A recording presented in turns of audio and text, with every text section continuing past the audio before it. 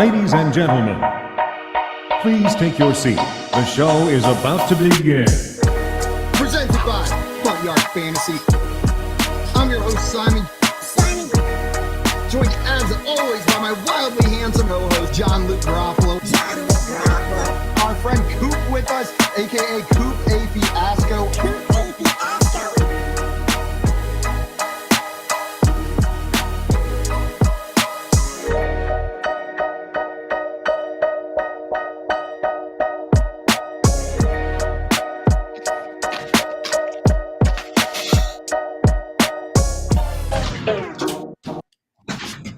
What's up, everyone? Welcome into the Front Yard Fantasy Morning Show here on Bettor Sports Network. I'm your host, Simon, joined as always by my always present, never late co-host, Andrew Cooper. What's up, Coop?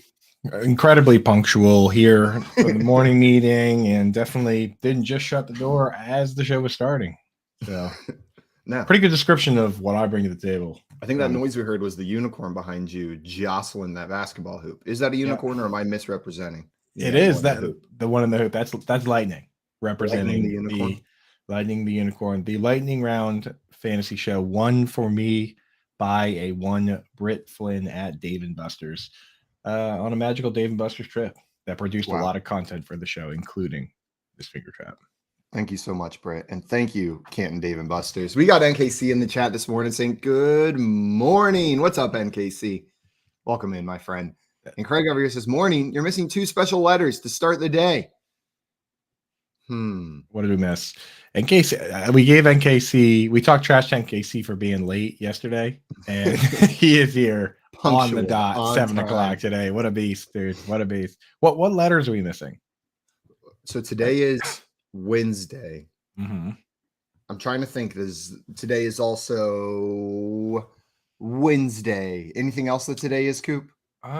It's the 29th. Okay, and it's I'm trying to see if it's today is Manatee Appreciation Day. Is that what Craig's talking about? I think it is, yeah. And the letters are M and T. M and T. I'm so sorry we didn't know that. Sorry, Craig.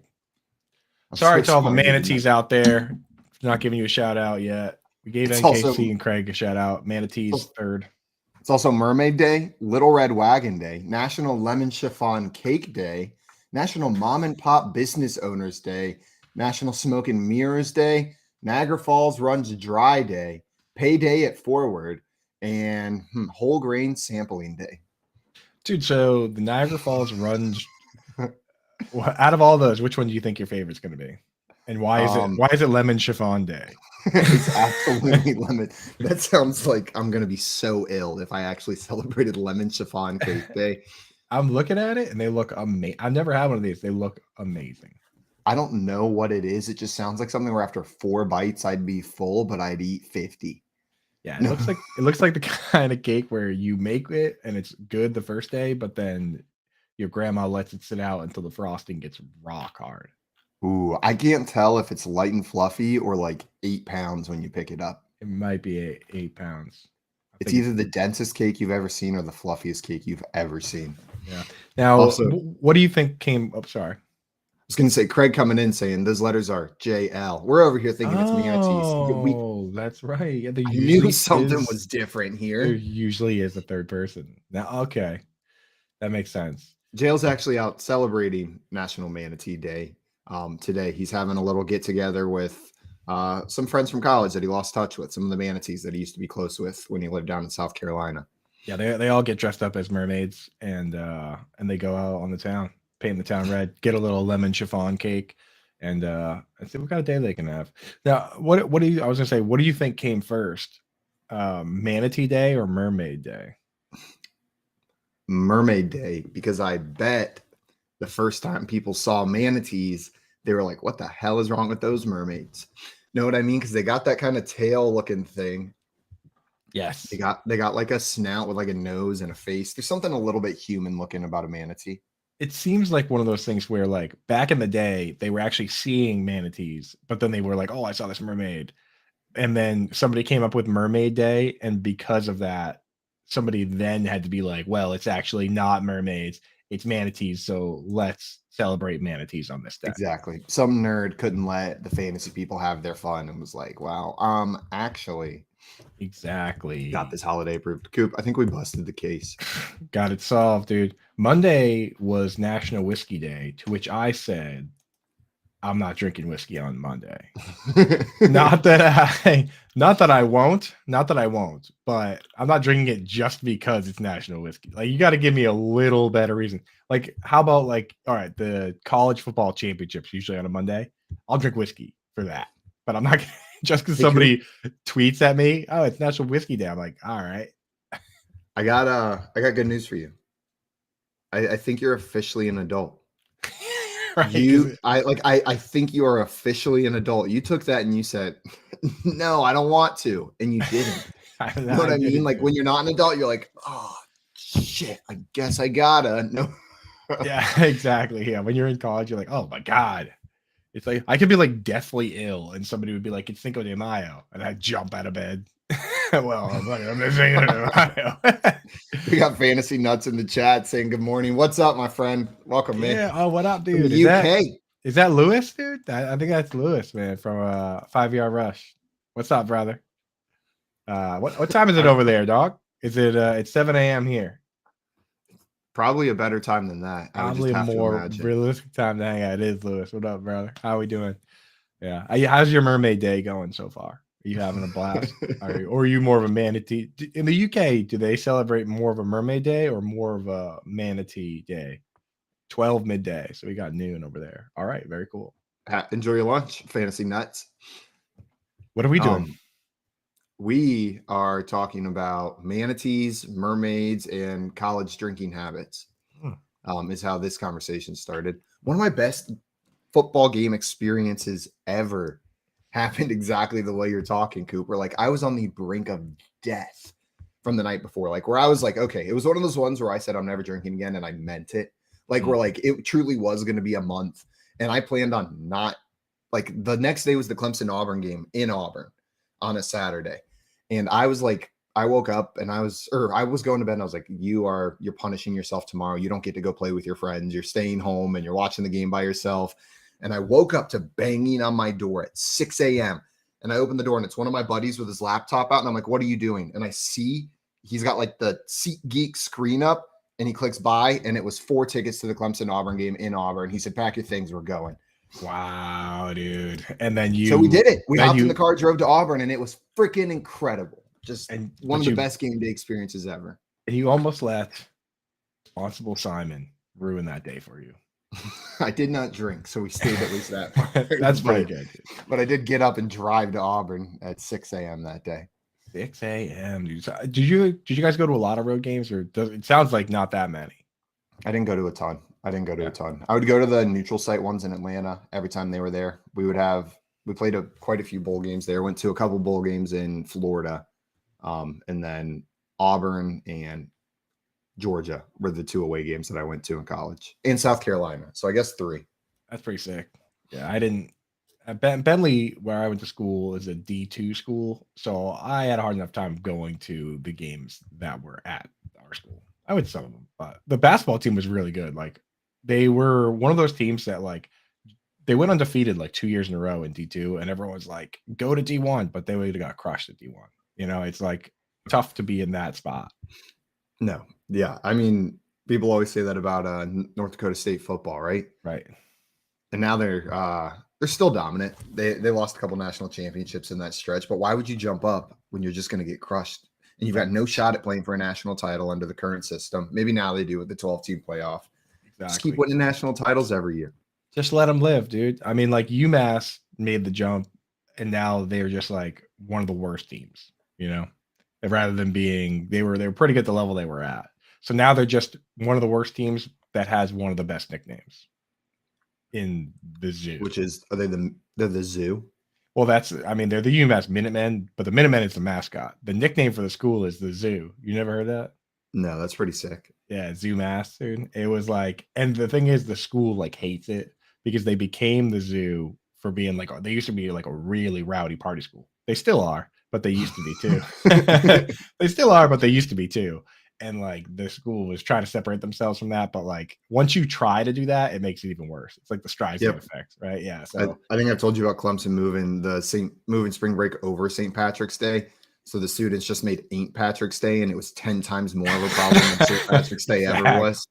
Yeah, good try, dude. Yeah, you end up with a real footloose situation if you try and take away fun.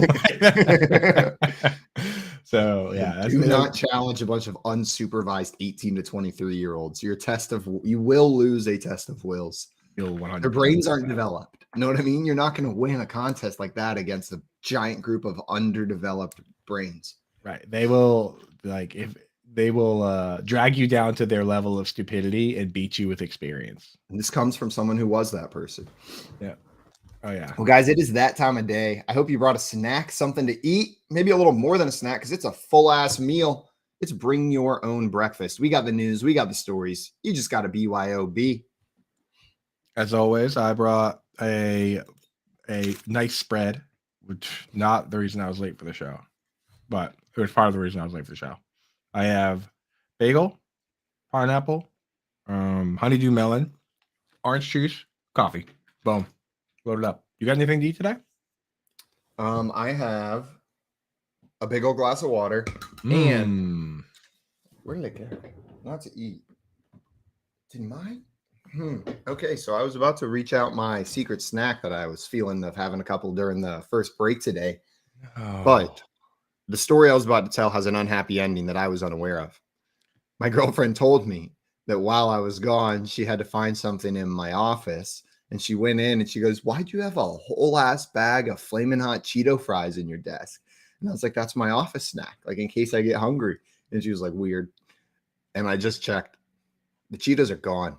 Oh no. Do we have Not a only did Cheeto? she find them, she ate them. Oh, she ate the Cheetos. A Cheeto thief on the loose, dude. What is the punishment for such foul behavior? Nothing. She's incredible. She's She's can eat my an Cheetos angel. if she wants. Tim She in can here eat my said, Cheetos. "Ain't patties" with a heart. Yeah, that was one of Tim's favorite days ever. I can only imagine, dude, because there's nothing that Tim likes better than fighting the man and drinking beers early in the day.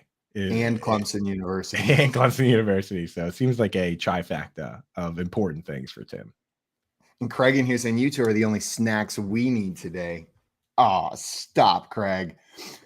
Also, we got to hit Tommy's poem before we get into BYOB. We haven't done this yet. Tommy's got a sexy poem for us today. Says, "In this great game, we all have a hero, but tell me, my dudes, who looks good in a zero?" Which is a great segue into the first piece of news I wanted to bring up.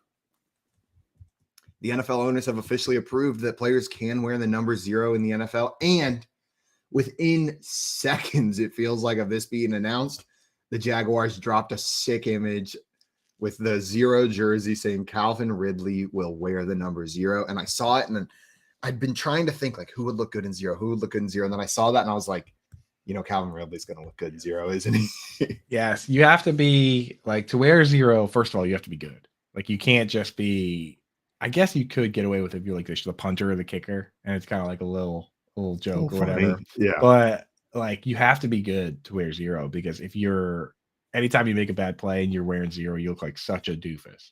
Like, it's too easy. The jokes write themselves.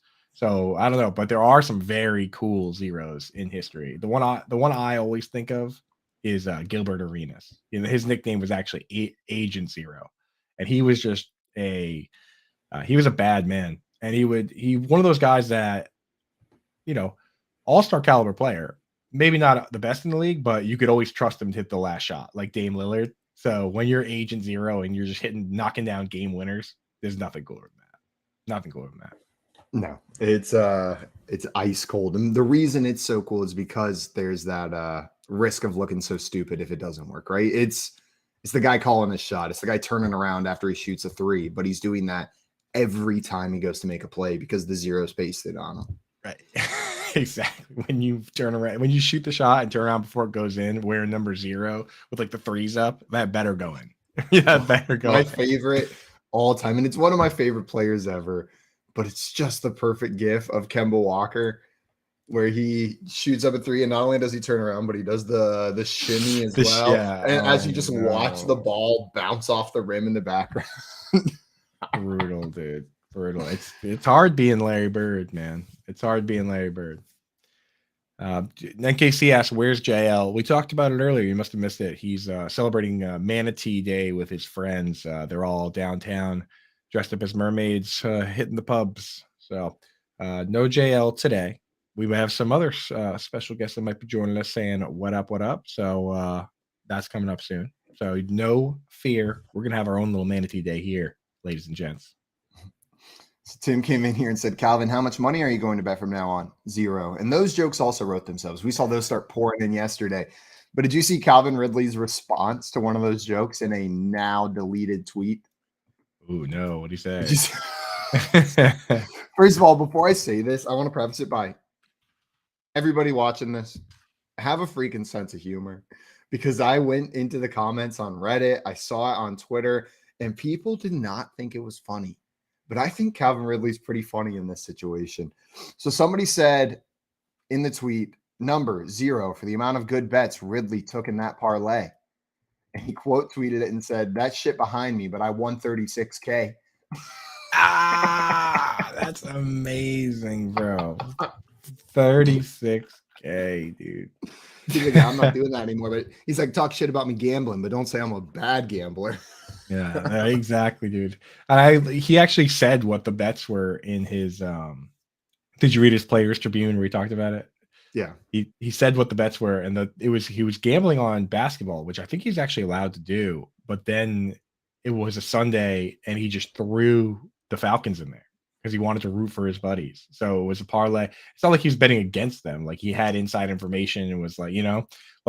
What inside information could he have had from his teammates? Like, hey, we're going to win today. I bet, you know what? Me and my teammates back in high school and college, guess what we would say? We're going to win today. I bet we win today. Like that was always the mindset. So I doubt he had some special privileged information. He said he wasn't even talking with the team. So no, whatever. And I think most people are in agreement. It was a hardline stance that the NFL decided they were taking, and it was directly laid out in the CBA between the NFL and the NFLPA. What would happen if a player was caught gambling on the league? There was a non-negotiable punishment for Calvin Ridley based on really strict guidelines agreed to by the NFL and the NFLPA. I understand why. They want to protect the integrity of the game.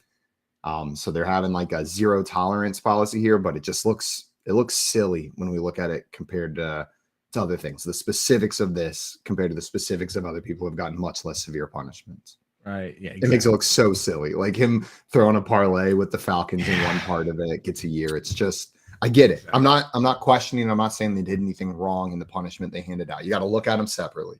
This is due to a very specific thing in that agreement. But dude, you look dumb.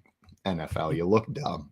You don't want a Pete Rose situation, so I do get that part of it, but it is wild. Craig in the chat pointing out that Nick Young does have a famous gif, like we talked about, missing the 3-pointer as a Laker, where he turns around and he is wearing 0. That is one of the famous ones, and it's especially funny because Nick Young is just such a character. Do you know Nick Young? Yes. AKA Swaggy P is what he goes by. Oh my God. He is just the most ridiculous person. I love those guys though, like J.R. Smith, Patrick Beverly. Like if you're gonna be crazy, go all the way. Right. So my favorite Nick Young line, I consider it like mischievous. Know what I mean? Like whenever they're out there, like cause some mischief with what you're doing. Yeah, my favorite Nick Young line is that like they know that he's that guy. So reporters, when they were going to play the Raptors, they were like, Canada's legalizing weed, just trying to get knowing he's going to say something, right? He takes it instead of, just saying something about weed, like he probably would have, he takes it to another level and goes, legalize cocaine. Like, dude, what are you doing? What are you doing, dude? And then Russell Wilson won't even say the word fart into a microphone. That's what I mean, dude. It's insane. This guy, this swaggy Russ, P, no dude. shade. I respect your vocal decisions and how you present yourself, but I also respect Swaggy P's decisions on how he presents himself. Maybe a Yeah. little more. Yeah, for absolutely, dude. The more of that, the better. The more of that, as long as you're not like messing up your career or whatever, then I say go right up to the line. Pat Bev recently, he had one this week where he was playing with LeBron, and this guy's been one of the most outspoken, like rude dudes in the league. He's playing with LeBron, gets traded away in his first game against LeBron. He gets in the paint, and LeBron is like only like half covering him, and he just jumps and does this like sky hook and hits it, right? Just like a little sky hook or whatever. Yeah. Then he turns around and looks at LeBron and does the too small thing where you put your hand like down on the ground. It's like, dude, you are such an idiot. Like what? Arguably the greatest basketball player, Good idea. the greatest scorer in the history of the league, who obviously towers over you. He's like too small. Just he's the best, man. I love that stuff, dude. More of that is what I want to see. He didn't care that he was probably going to get absolutely posterized on the next play. That's what I'm saying. It's like I'm living in this moment. That's for the next moment.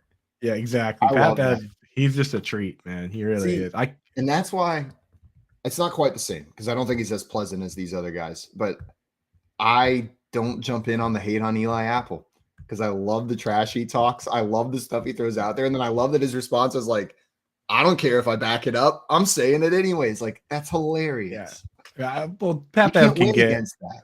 Pat Bev can also get a little toxic too. So I would put them in the same vein.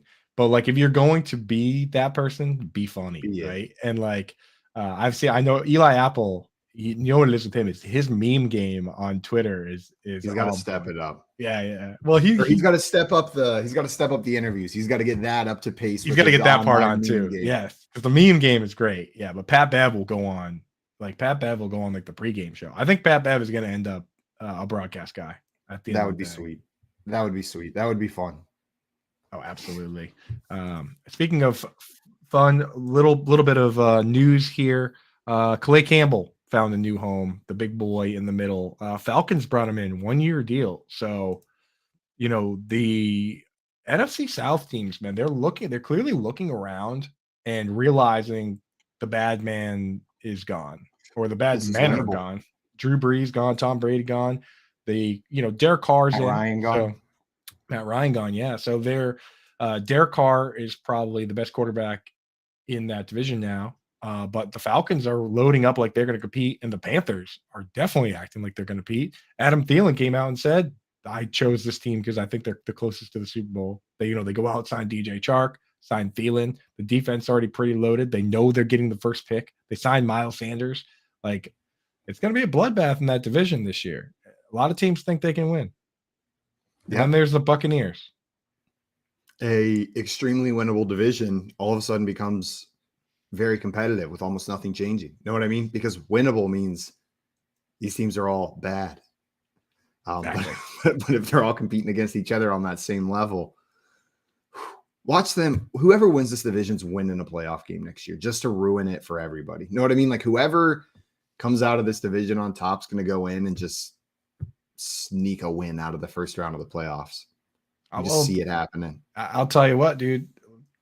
Go down and watch your local beer league hockey game, because there's the NHL is competitive, but so is the beer league, dude. And those games are close, and somebody wins it. So if these divisions are bad, somebody still gets to go to the playoffs. And we've seen teams make a little noise coming out of bad divisions. I watched a 7-9 Seahawks team knock off a New Orleans Saints that was at the top of their power. So who knows, but I'm definitely, the Panthers one is the one that interests me the most, because like the confidence level is what's impressive to me, where they traded a boatload of stuff to get the first pick. They have their guy. So in their mind, they already have this quarterback, right? So when they're recruiting these players, that's part of the recruiting pitch. It's got to be like at this stage of the game, when you sign Adam Thielen's going to be asking who the quarterback is. I imagine they already know. And Thielen is confident enough in what he's hearing to come out and say, I talked to the Cowboys and I talked to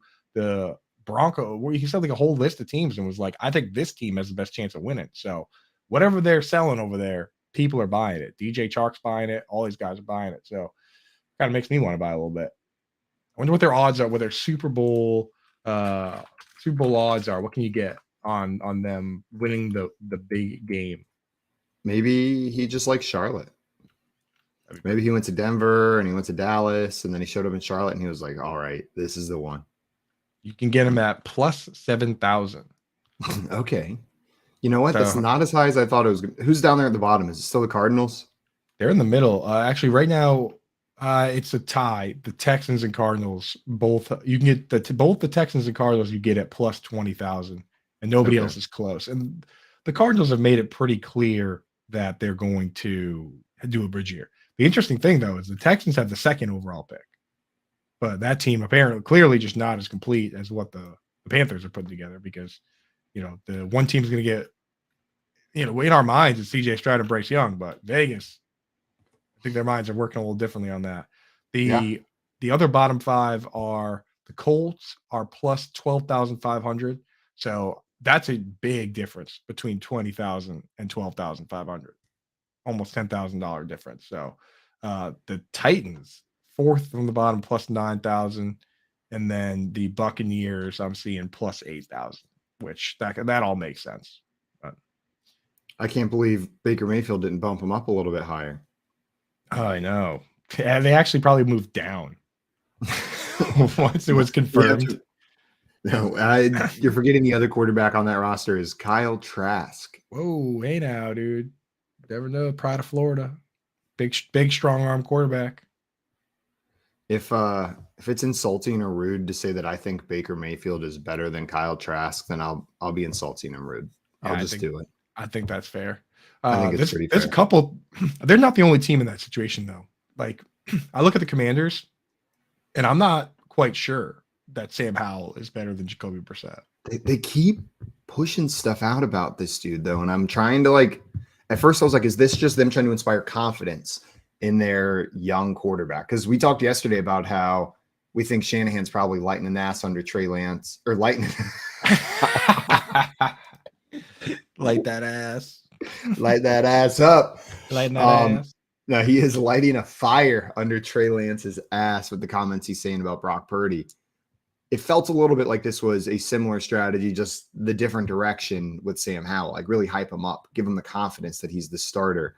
But now, like, the number of comments, the number of times they come out really seems like I might start believing that they believe in this dude. Yeah, really. I mean, like, we've heard this before.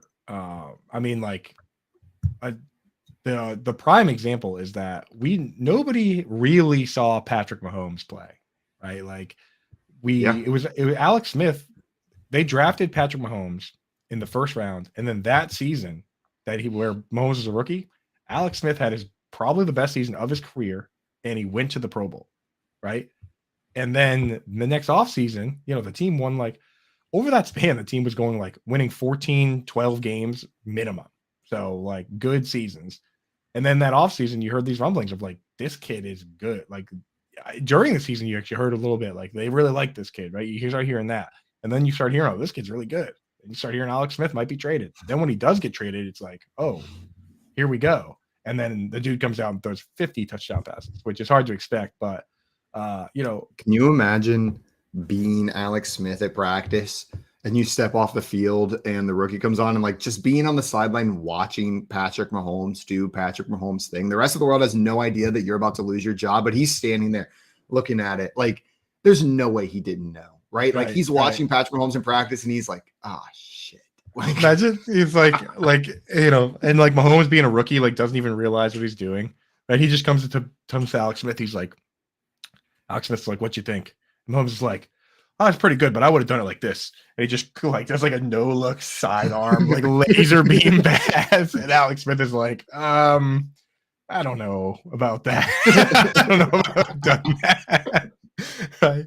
It reminds me of who said that? Kerryon Johnson said that. They were like, with DeAndre Swift coming in, he's like, before he showed up, they had quotes from Kerryon Johnson that were like, I'm going to help him. He's going to help me. We're going to learn from each other. And then legit 2 months later, they asked him about, like, the same thing that he said. And he was like, my knees can't do what that guy does. He's like, there's nothing I can learn from that guy.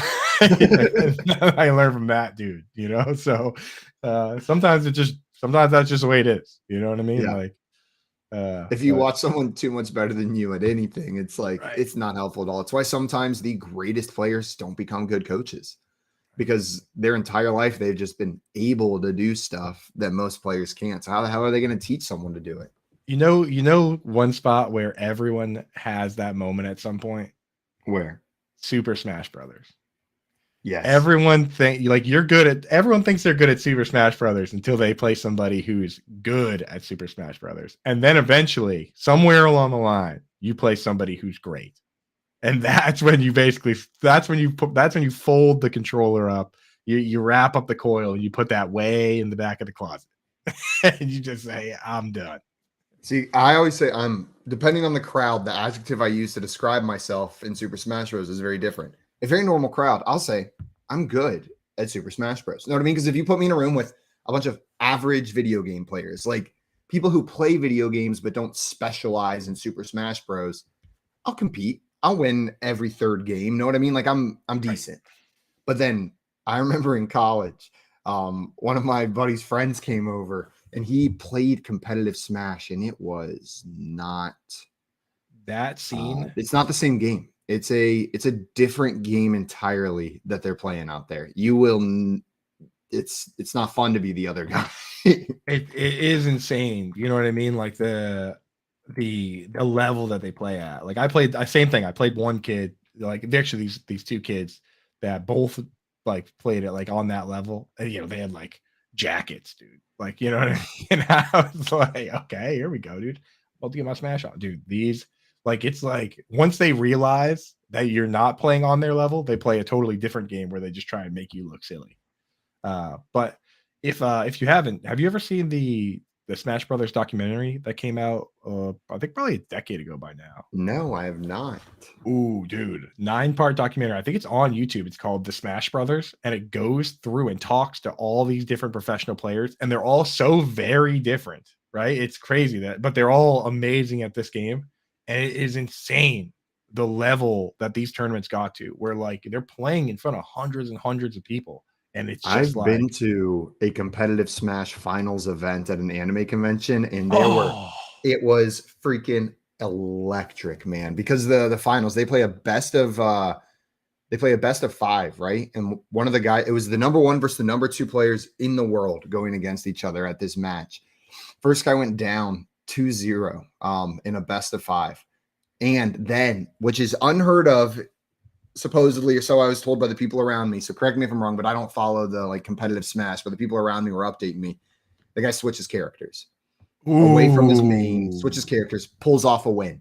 Instead of sticking with that character, switches characters again, pulls off another win, ties it up 2-2. And people think surely he's going to go back to one of the 2 characters that he won with already.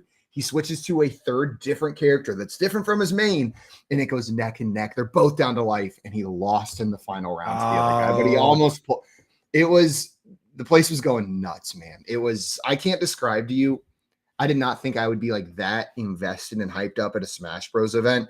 But if you got the chance to go to like one of the high level ones, get out there. People got the boomer sticks in the crowd. They're screaming, the gasps. Most sports don't get a like collectively from the audience, but that is one event where you get collective gasps from the crowd. He's switching from Yoshi to Princess Peach.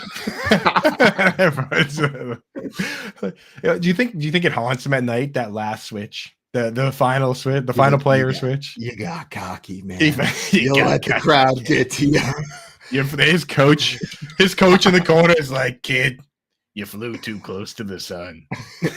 They're calling you Icarus, son. They're calling you. You shouldn't have done that final switch. But I mean, I have a whole list of sporting events like that. Now I'm adding that to my list that just seem electric that I want to go to. Like I would love to go to like a professional darts. I've heard that the darts, like people just get hammered, and like when you hit like the not even bullseyes, because I know they're trying to do other stuff, but when people do like a perfect throw, everyone's like, like beers everywhere. It seems like and the dart athletes, they're they hit the throw and they turn around to the crowd and they're like, yeah, like pumping everybody. It seems like it's incredible. I'm now adding that to my list. I Add didn't it to even the know that was list. a thing I could go to. We Oh got yeah, some people in the chat. One person down here, Joey, says, "You guys look lonely." Oh, ooh, maybe Joey. maybe you could help fix that, Joey. We had a JW instead of a JL. Will that work for you, Craig? 2 letters missing. I can do you one. And That's for a the close second enough. one, we're out of L's. We're gonna have to add W's. Also, Craig in here said, "I'm not good at Smash Brothers. My son beats me already." That's okay, Craig. Wake up, Craig. Wake up. Wake up. I'll coach you. I'll coach you up. Don't switch characters. That's it. That works out. Who's your main in Super Smash? If we were to turn on Super Smash right now, what character would you pick? The 64 version, because I really I was going to say the Switch version, but if we're talking 64, that's fine. My answer is the same across all because I do play with an OG character. So I play with 3 different characters, but like if I sat down and we were both like, oh, I'm really good at this, like I'm going to win, then I would pick the character that I maybe not to have the most fun with, but the one that I'm very confident I could win with, which is Samus. And I actually lied. As soon as I said what I said, I thought my player was not in the original game. In the original games, I play as Bowser or Pikachu. Okay. Pikachu is so much fun. But I could never control the fast characters very well, so I die a lot. If I can, the one that I die the most as, that I have, the one that because I can play as most of the characters. No, so Fox is actually my favorite character to play as. Oh, my special move with Fox is dart off the edge, then sink to the bottom, and then do the power jump into the wall. Exactly. So no, I'm very good with Fox. Like my main strategy is to wait and see who picks who. Like if somebody picks Samus, I pick Fox, and then I can just deflect that big ball, which is the best part of the game, is deflecting stuff with Fox's shield, in my opinion. That's why Fox is the most fun. But I have a way of playing Samus that is incredibly annoying, and I can win. I've also kind of like playing as Kirby, but Donkey Kong is a ton of fun too. The one character I can never figure out and that I'm absolutely terrible with is Yoshi. Because he only has 2 jumps. So, and I'm all in my mind, I'm always banking on a 3rd jump, and I just never figured out the whole like with the feet thing. I'd never really figured it out, so I cannot play as Yoshi. I can play as, I'm looking at this list of characters. Link is a lot of fun. All these characters are fun. I just can't do Yoshi, man. I can't do it. Well, my primary character now, ever since they've been introduced, is Princess Peach. I do play as Peach almost every time. She's got a freaking golf club, man. It's so much fun. Dude, you know what's funny? In my mind, Peach was in the original one. But now I'm looking at the characters. That's why I said that out loud. And then like I had a moment of like, I actually don't think she was. And I Googled it. Yeah, she's not. She wasn't, dude. She wasn't. Also, Joey said, do you think we get some Smash Bros in the new Super Mario movie? I know we're getting some kart. I bet we get a little bit in there. The only problem with that is with Super Smash Bros, they've got a lot of non-Nintendo properties in there. Like they've got Capcom properties and other stuff that are characters. So I'm not sure. But you're right. Star Fox is Capcom. Yes, I'm not sure who's who, but I know they've got non-Nintendo characters in there. Sonic, clearly. Sega, right? You know how easy it would be to do a Smash Bros thing is you just have. I was thinking like once you said that, my first thought was all you have to do is you have like a fight scene or whatever, and they end up fighting on top of like Fox's ship, or pick one of the classic levels that everyone knows. Right, like some iteration of Fox's ship is in virtually every game, right? Like it's called like Corneria or something like that. Yeah. So just I don't think it's pronounced Corneria though, and I think that's actually Link's castle you're thinking of, maybe. No, it's Star Fox, and it's spelled Corneria, very much so. But I don't think that's how it's said. Corneria sounds a little. Yes. That is right. My bad on that. Yeah. So. I mean, that's all you have to do. That's all you have to do is maybe throw the hammer in there. The golden hammer in the new games. That one's even, that one will really mess you up. Yeah. Sometimes you got to take those out. Sometimes you do got to take those out. Well, Coop, one piece of news I want to bring up that I know some people, probably about 50% of people are going to be upset about. The NFL has confirmed that they are moving forward with only one NFL Red Zone channel with Scott Hansen hosting. DirecTV's deal no longer exists. It has come to an end. That's right. So it's the Scott Hansen show and the Scott Hansen show only on Sundays now. Yeah, I mean, the thing is, I know a few people. I mean, like, there's probably a lot of people. I think he did mostly international people are used to him being the guy, right? Because I think Who? that Andrew Siciliano. Siciliano. Sorry, yes, Well, and Siciliano. if you had DirecTV, it was the sports package. It was included with your DirecTV as well. Yeah, I know for a fact. I actually already talked to my buddy Joey Cardilano. Used to write for Pro Football Focus. He still dabbles, does some stuff for us actually because he's a buddy of mine. I'm like, write some rookie stuff. Come on, you got to keep the dream alive. But he really likes Siciliano's better, and his opinion is that if you are a diehard football fan, Siciliano not only doesn't water it down as much, but he's also willing to like take jabs and like kind of make jokes. So like Siciliano is like watching a game with somebody who is like he doesn't treat the audience like they need their hand held. Is basically the way it was explained to me, that he just is like, you know, ruthless about what's going on. Here's the play. He'll make fun of the players. You know, if something stupid happens, he's on top of it. Whereas Hansen is more like he's just an angel. You know what I mean? He's just like the big smile on his face every time, and it's just a different brand. So I like him. I've seen both. I like both, but if it's gonna be just one, give me Hansen. I'm hearing from you. I've never watched Siciliano, but I'm hearing from you that Siciliano is more like Spike TV and Hansen's more like ABC Family. Exactly. That's exactly it. He's just a little more. Don't get me wrong. More There's rough some great on shows on ABC Family. Right. Of course. Yeah. No, there are. And the thing is, the average audience and me personally, sometimes I just want to hear. Sometimes I want all positivity, right? Like I want all I won't even look at who I'm playing in fantasy, so I can just root for every touchdown and do high fives. And that's kind of Hansen. He's like, high fives, let's have fun. Whereas, some people like a little more trash talking, all that. That's what you're getting on the other one. But I don't know. Maybe he'll. I'm sure. I mean, he's a great character and a great analyst. So I'm sure he'll land with a good gig somewhere. Absolutely. Also, Joey Newsom, good morning, Gator. And we're going to say good morning to Gator. What's up, Gator J? Welcome in, my friend. Gator J, what up, dog? Gator J, welcome in. Do you think you could do 7 hours commercial-free, non-interrupted, solo football coverage?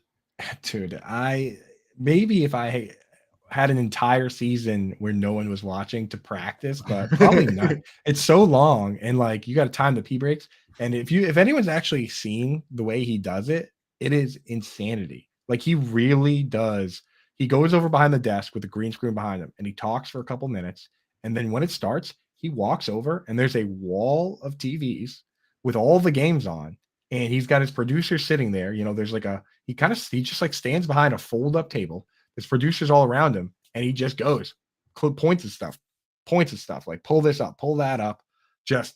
He is an animal, dude. He's got spider eyes or something. I don't know how he does what he does. I mean, of course there's people that are like kind of feeding him lines and doing stuff like that, but he literally does stand there and just watch every game and just bring you the best of the best. It would be impossible without people there helping him. And it is still something that probably very few people in the world can do, even with a full team there helping them.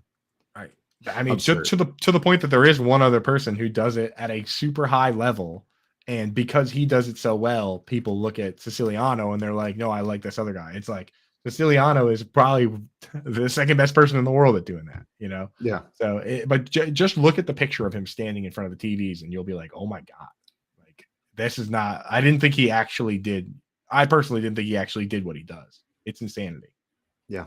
Dustin in here. What's up, Dustin? Saying Falcons making move. We talked a little bit earlier about this move. Clay Campbell signing with the Falcons, and Coop, I do love the point you brought up that these teams are making moves because suddenly they're like, oh shit, we can make the playoffs. We can win this division. Ooh, it's anybody's game. That's what they're saying. It's all just like, it feels like the beginning of the Hunger Games when they get dropped off right by the cornucopia.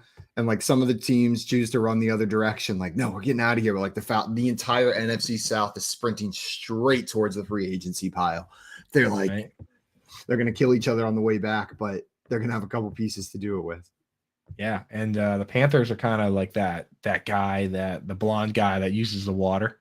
Like they're going under the water, you know what I mean? And covertly doing all this. And if they hit with the quarterback, which I don't know, which way are the tides turning these days? Because it seems it's been back and forth. Are we on CJ Stroud or are we on Bryce Young these days? I have Or is it recused Anthony myself. Richardson? I've recused myself from this thought experiment for at least 5 days. That started 3 days ago, so I've got 2 more days left until I can participate in the thought experiment of who are the Panthers taking at number 1 again. Because it was just causing mental whiplash, man. Of back and forth and back and forth and back and forth. Every day, a different quote, different news story, different beat writer, different unverified opinion. It's getting wild out there. And watch, it's going to be Will Levis. I know you said you're taking. I know you said you're taking time off. But what if I pulled out my laptop and I bought us tickets to Auburn right now? Could I? I'm in, baby. Who you got? Bryce Young. I think it's I Bryce like it. Young. Yeah, I mean, we had Brandon Huffman on the show. One of the most respected scouts in the industry, a big kind of pioneered high school to college scouting. And he came on and he was like, in one part, because we were talking mostly about tight ends, and he's like, at a certain point, you have to just pick the guys that can play, that are absolute ballers, that when you see them play, they have it. And 2 names he brought up were Josh Downs, which we were talking about tight ends. So for him to bring up Josh Downs and Josh Downs' little brother is a big plus for them. And he also said Bryce Young. And his quote when he was talking to us was basically that, like, forget the size, forget everything else. Like, this guy can't play football. So at the end of the day, whether he goes 1 or 2, I believe if Brandon Huffman believes in Bryce Young, it makes it very easy for me to believe. Yeah. Because that guy's watched a lot of football, has he not? Yeah.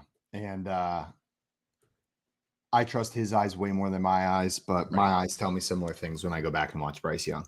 So there's some confirmation there as well. When I go back and watch both of these players, I watch Bryce Young and I think, holy cow, that dude's special. I don't care that he's 5'10". So we'll see how that translates in the NFL, but I'm excited for the player. But truly, I'm not going to be shocked if it's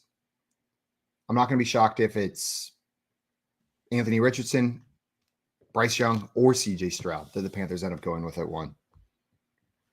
No, I wouldn't be shocked either. It would shock me. Again, like we hammer this all offseason so hard that almost nobody shocks me. I think I would be shocked if it was Will Levis. Oh, look what we have here. Look what the cat dragged in. I usually wait for the break to come in, but I decided I'm not going to follow the rules and that I'm going to be a rebel this morning. Yeah, producer Keith is definitely asleep and you just let yourself in the door. Is that what just happened? No, I texted you and Simon, will you guys shut up and please bring me on? We were trying. We had important mermaid talk to in Super Smash talk. Yeah. Joey, what's your opinion? Mermaids real or not? I haven't asked Coop this yet, actually. My daughters watch the show every day, so mermaids are absolutely real and are an enchanting part of this world. Agree. And they're all very nice and very pretty. And if you do happen to meet one, they'll be your best friend. Yeah. And they're all princesses as well. Every single mermaid is a princess. So if you meet one, what about mermaids? Not just a mermaid, but a mermaid princess. No, never merman. No, those are fake. That's not real. They're real, but they're the other way around. They're flipped. So you have like the fish head with the people legs. Did you guys see Cabin in the Woods? Yes, I did. There was a merman in that movie, and he was terrifying. Yeah, he was terrifying. The merman. Most mermen in movies are pretty scary. The one in The Shape of Water was pretty scary at times, I thought. Yeah, but he's real skinny, so you feel like you could take him pretty easy, Until you see him. Until you get in the water, and then you're screwed. Until you get in the water, and then you're done, dude. Yeah. Also, we got Gator Jane here saying the whole Campbell interview per rap sheet is crazy. ATL owner never talked about on-field performance, all community relations and charity work. It's pretty cool. I mean, they know what kind of player he is. You know what I mean? How much you need to talk about Calais Campbell's on-field performance. Like, right. It's Calais Campbell, right? JL in here said, good morning, familia. What's up, JL? Welcome in, my friend. Good morning, JL. JL's a bub. They realized something cool with our names this morning, JL, that you're JL, so you're like an L, and I'm JW, like a win, and you're a loser. but I don't know. That was pretty cool. I was glad we discovered that. I came to that conclusion, dude, and that's why Mhm. this is kind of a winter show. So sorry. So Tim in here said fish head and human legs would be pretty inefficient. No, it's 5 minutes. If I had the board the jail had, you would hear chirp, chirp, The but crickets. much better than that right there. Craig's got your back. He says, "Great joke, Tim." So, Great joke, Tim. Well, guys, I think it's good that work, time. guys. Joey, have you ever been here to help us with our Weddle before? I haven't, and I normally do it in the mornings. But if I don't get to do it with you guys, but I didn't do it this morning because I knew I'd get a chance to do it today. I did do my frame though, and got it in 2. So that's Yeehaw. Framed is the movie one, right? Yeah. Well, Joey, Yes. since you've never done this with us before, guest host today. You give us that first player. It can be anyone you want that's a fantasy player. Let's go with somebody I'm really high on this season, Samaje Perine. Ooh, Samaje Perine. And they do have his new team on there. So Denver is incorrect. He is not in the AFC West or the AFC at all. So we know this player's in the NFC. Okay. Not a running back, taller than 5'11", but close. So 6 foot or 6'1". Age younger than 27, so 24 or younger, and then the number is 31 or lower. So position-wise, probably not a tight end at 6 foot or 6'1", right? We're probably looking at a quarterback or a wide receiver, but it really could be either. So And if his we age just is name, under 24. Samaje Perine's 5'11". He's way bigger than I thought. what'd you say, Joey? He's under 24 years old. Yeah, his age is going to be 24 or younger. So And he's in the NFC. NFC. Under 34 too, so probably not a tight end unless Well, and the height makes it hard for a tight end as well. Makes it hard for a Because tight the end as well, tallest yeah. they can be is 6'1". There are some tight ends that short, but not many. he's probably a wide receiver. You want to guess? most- Let's just Coop throw out an NFC wide receiver. that could be at 24 years old. How about Devonta Smith? Devonta Smith, and height wise, yeah, he's taller than 5'11" and probably close. Let's see if this is Devonta Smith. Number 6. Okay, Philly's correct. NFC East is correct. Wide receiver is wrong. This player is taller than 6'4". They are 24 years old, and their number is lower than 6. Is this Jalen Hurts? I think it's Jalen I Hurts. think it might be Jalen Hurts. This has got to be Get in Jalen there. Hurts. Boom, baby. Got it in 3. Lick our Weddle. That was We- quick. Don't say that. Look at Weddle. And Dustin says that we can do the hard Weddle today. In fact, he says, "Do the hard Weddle, please. Lick our hard Weddle." I mean, Let's go. sounds like the romance weekend talk coming out. Right? Yeah. Okay, well- mermaid talk. Mhm. What I we forgot saying, that you Joe? mentioned the show with the kids. No, they're not listening now. Oh, It's okay. a little- yeah. I just anytime that I'm able to be like, hey, look what Daddy said, I'll show them like a clip of something I said that like they're interested in. So. Yeah. It's usually like offensive linemen or mermaids. Those are the 2 things I really Very, like. So. Perfect. very good. Well, now it's time to do the hard Weddle. Yeah, Joey, let's you gave do it. the player on that last one. I'm going to Do give it the hard. player on this one. We've got 10 guesses, same rules. And the player that we're starting with, we like to start with linemen. So you know what, Coop? I feel like you got the most lineman names floating around in your head. Give us a lineman. How about we start with Frank Ragnow? Frank Ragnow. What about Frank Raglater? Okay, Uh-huh, so Ragnow or Raglater. position is incorrect, but it is yellow, which means we're on the right side of the ball. Center. So this is an offensive player. Okay.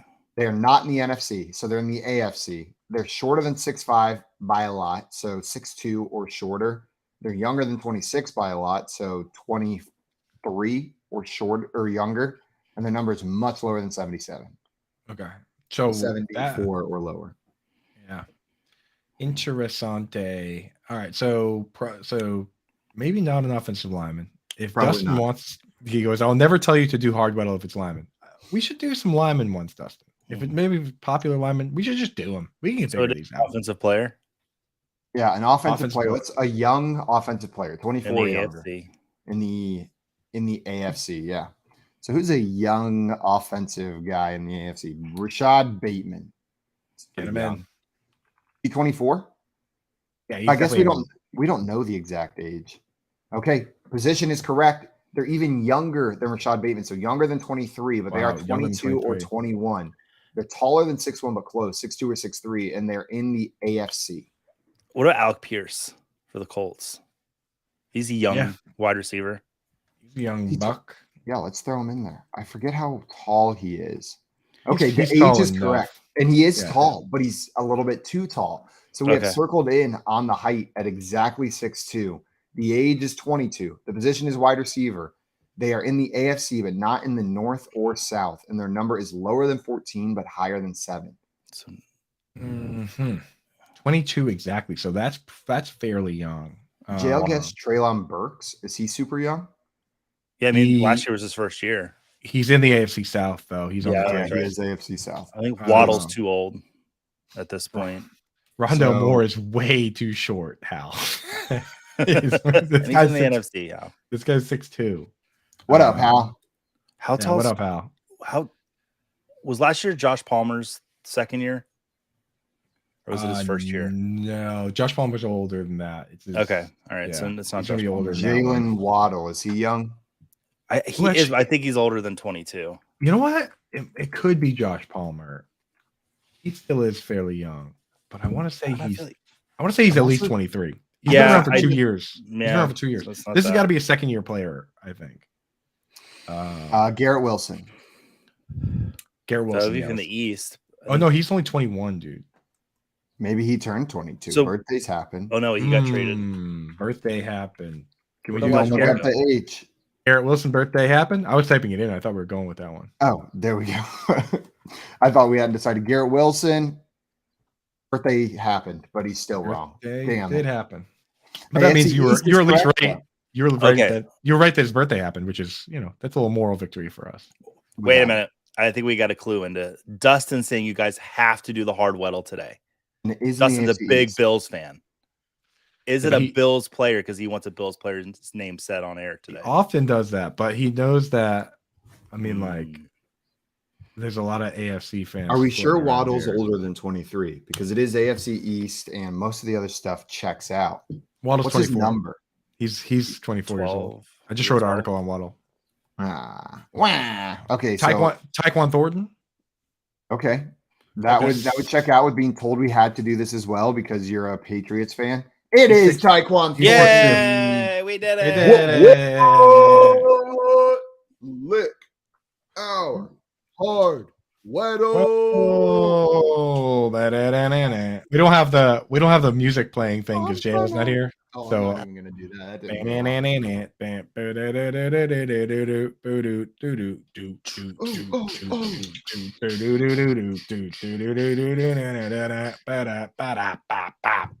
Ladies and gentlemen, are you ready to Weddle? Michael Jordan. My girlfriend's left for work and is not sleeping on the other side of this wall right now. I'm unsure of her morning schedule. How are you doing? It's Screaming? starting early today. There we go. Well, guys, coming up, we got some more games coming your way. Ooh. We are going to do a best candy draft. We're going to answer some questions from Reddit, and we're going to play some Texas ranges as well. And then our buddy Alex, the trade daddy himself, is joining us to talk some trade values towards the end of the show. You're watching the Front Yard Fantasy Morning Show here on Bettor Sports Network. Front Yard Fantasy with Simon, JL, and Coop. Sell me on doing away with the 2-conference system in the NFL. Is it really a sale whenever this is something that's commonly agreed upon? I'm selling you on water being wet. I'm selling you on something that is objectively true right here. We look at teams at the end of the season and we go, how the hell does one team have such an easy schedule while another team is just absolutely getting obliterated? And that's because of the 2-conference system, because the division system feeds into this conference system. It's a symptom of the greater problem. Like these divisional matchups, you're telling me it's fair that the Buccaneers are in the playoffs after playing the Panthers twice, the Falcons twice, and the Saints twice this year? That is unbelievable. There are multiple more deserving teams every single year that because of this system where we silo them into random groups, it determines the order. And yes, originally this was geography based, right? We had these divisions, they were geography. It's 2023, my dudes. Geography doesn't matter whenever it comes to the size of the United States. These teams can travel anywhere. They don't need to geographically locate them in divisions or conferences to make the games make more sense. If USC can be in the Big Ten, why the hell can't Miami play San Francisco every year? It can happen. They've got more money than these colleges and they're not taking classes. All it does is create an ecosystem where less talented teams can get rewarded for playing in weaker divisions and more talented teams are punished for continuing to improve. Damn, bro. Drop the mic. I like to picture some geography teacher out there just threw a pen on the ground. He was How dare you? he smacked a globe. He was like, Doing what do you all mean? the hard work we've done. 2023 geography doesn't matter, right? Smacks his You know globe. how long it took for us to get respect? Globe goes spinning around, right? Geography doesn't matter. How dare I'm you? just imagining they ripped on the world map and underneath is algebra 2. Like they just go straight into being a math teacher. Yeah. Lunch Money with Kyle and Ray. Weekdays at noon Eastern, presented by FantasyGuru.com. Paper straws. Oh, they're so bad, Ray. I mean, I'm almost tempted to say screw Mother Earth. Give me a real straw. The paper straw thing is a step too far in saving the planet for me. It's a great idea. The problem is it has to last. Like it can't go mushy halfway through my drink. That's And the I think problem. That's the problem. They have a hard time standing up if you don't drink that. 100%. That's my issue, Ray. I'm all for taking care of the only planet we got. But Ray, some people like to drive a lot. I don't. I don't get on them for they have to drive 20 minutes to work every day. Can I just get a plastic straw? Like, I think, Ray, we should be able to pay for a card that says, I don't drive every day, so they said I could have this kind of environmental impact by getting a plastic straw. I am in favor, Ray, of government-issued plastic straws if I have the proof that I'm worthy of such a thing. If you want it, you get it. It's kind of like the Clear Pass. You know, Yeah, at the there you go. airport. Okay. Like, Ray, I'd be willing to pay an extra $2 a year, and I get as many plastic straws as I want when I go out to the restaurant. And the $2 goes toward cleaning the oceans or something. Yeah. Yeah, okay. That's not a terrible idea. Not terrible. Call, chat, enter contests in real time. It's Sports Talk 3.0 with Better Sports Network.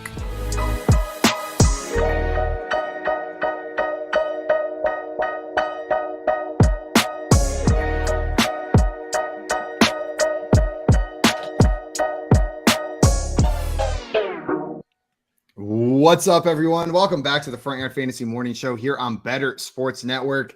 Gator J in the chat saying every geography teacher in the world is flipping out when they hear that break. I will say it's ironic that that's one of the breaks on here because geography was like my favorite subject in school. I loved geography. I was a geography nerd. Freaking love them, Matt, man. Also, the other part is people listening to that probably think you're like really passionate about the subject, but they don't realize that we were playing a game where you were forced to be passionate about whatever subject we picked for you. Not that you didn't crush it. Not that you didn't crush it, but like no matter what it was, you were gonna have to bring the heat, right? At least it was that one because I agree with the words I said in that one. Sometimes we make us defend ones where it's like wildly off base. Yeah, we've definitely. It's funny that I mean, you did crush that one. That's the thing. It's you sold me on it, but there are definitely some ones that like if people could clip ones that are just like that, where you have to defend like farting on an airplane, right? Like, right. They could have clipped that.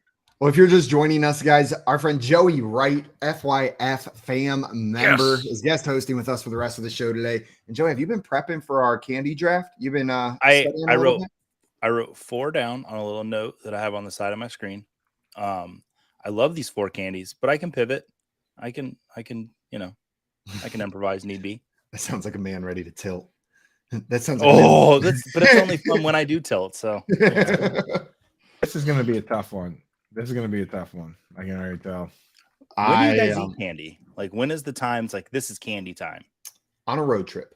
Whenever we pull off at the gas station and run in. Do you want anything? And it's always, yeah, get me a bottle of water. But then I stop by the candy aisle and I grab my girlfriend's favorite candy and a couple candies for myself, and we head on back on the road. But not really outside of that. When do you guys eat candy? I definitely eat candy, and this is super cliche, but like I have specific rules for when I actually go to the movies in the theater, and that you're on board with that, Joey. Like it involves like I have to get a cherry Coke and I have to eat some kind of candy. That's just part of the game.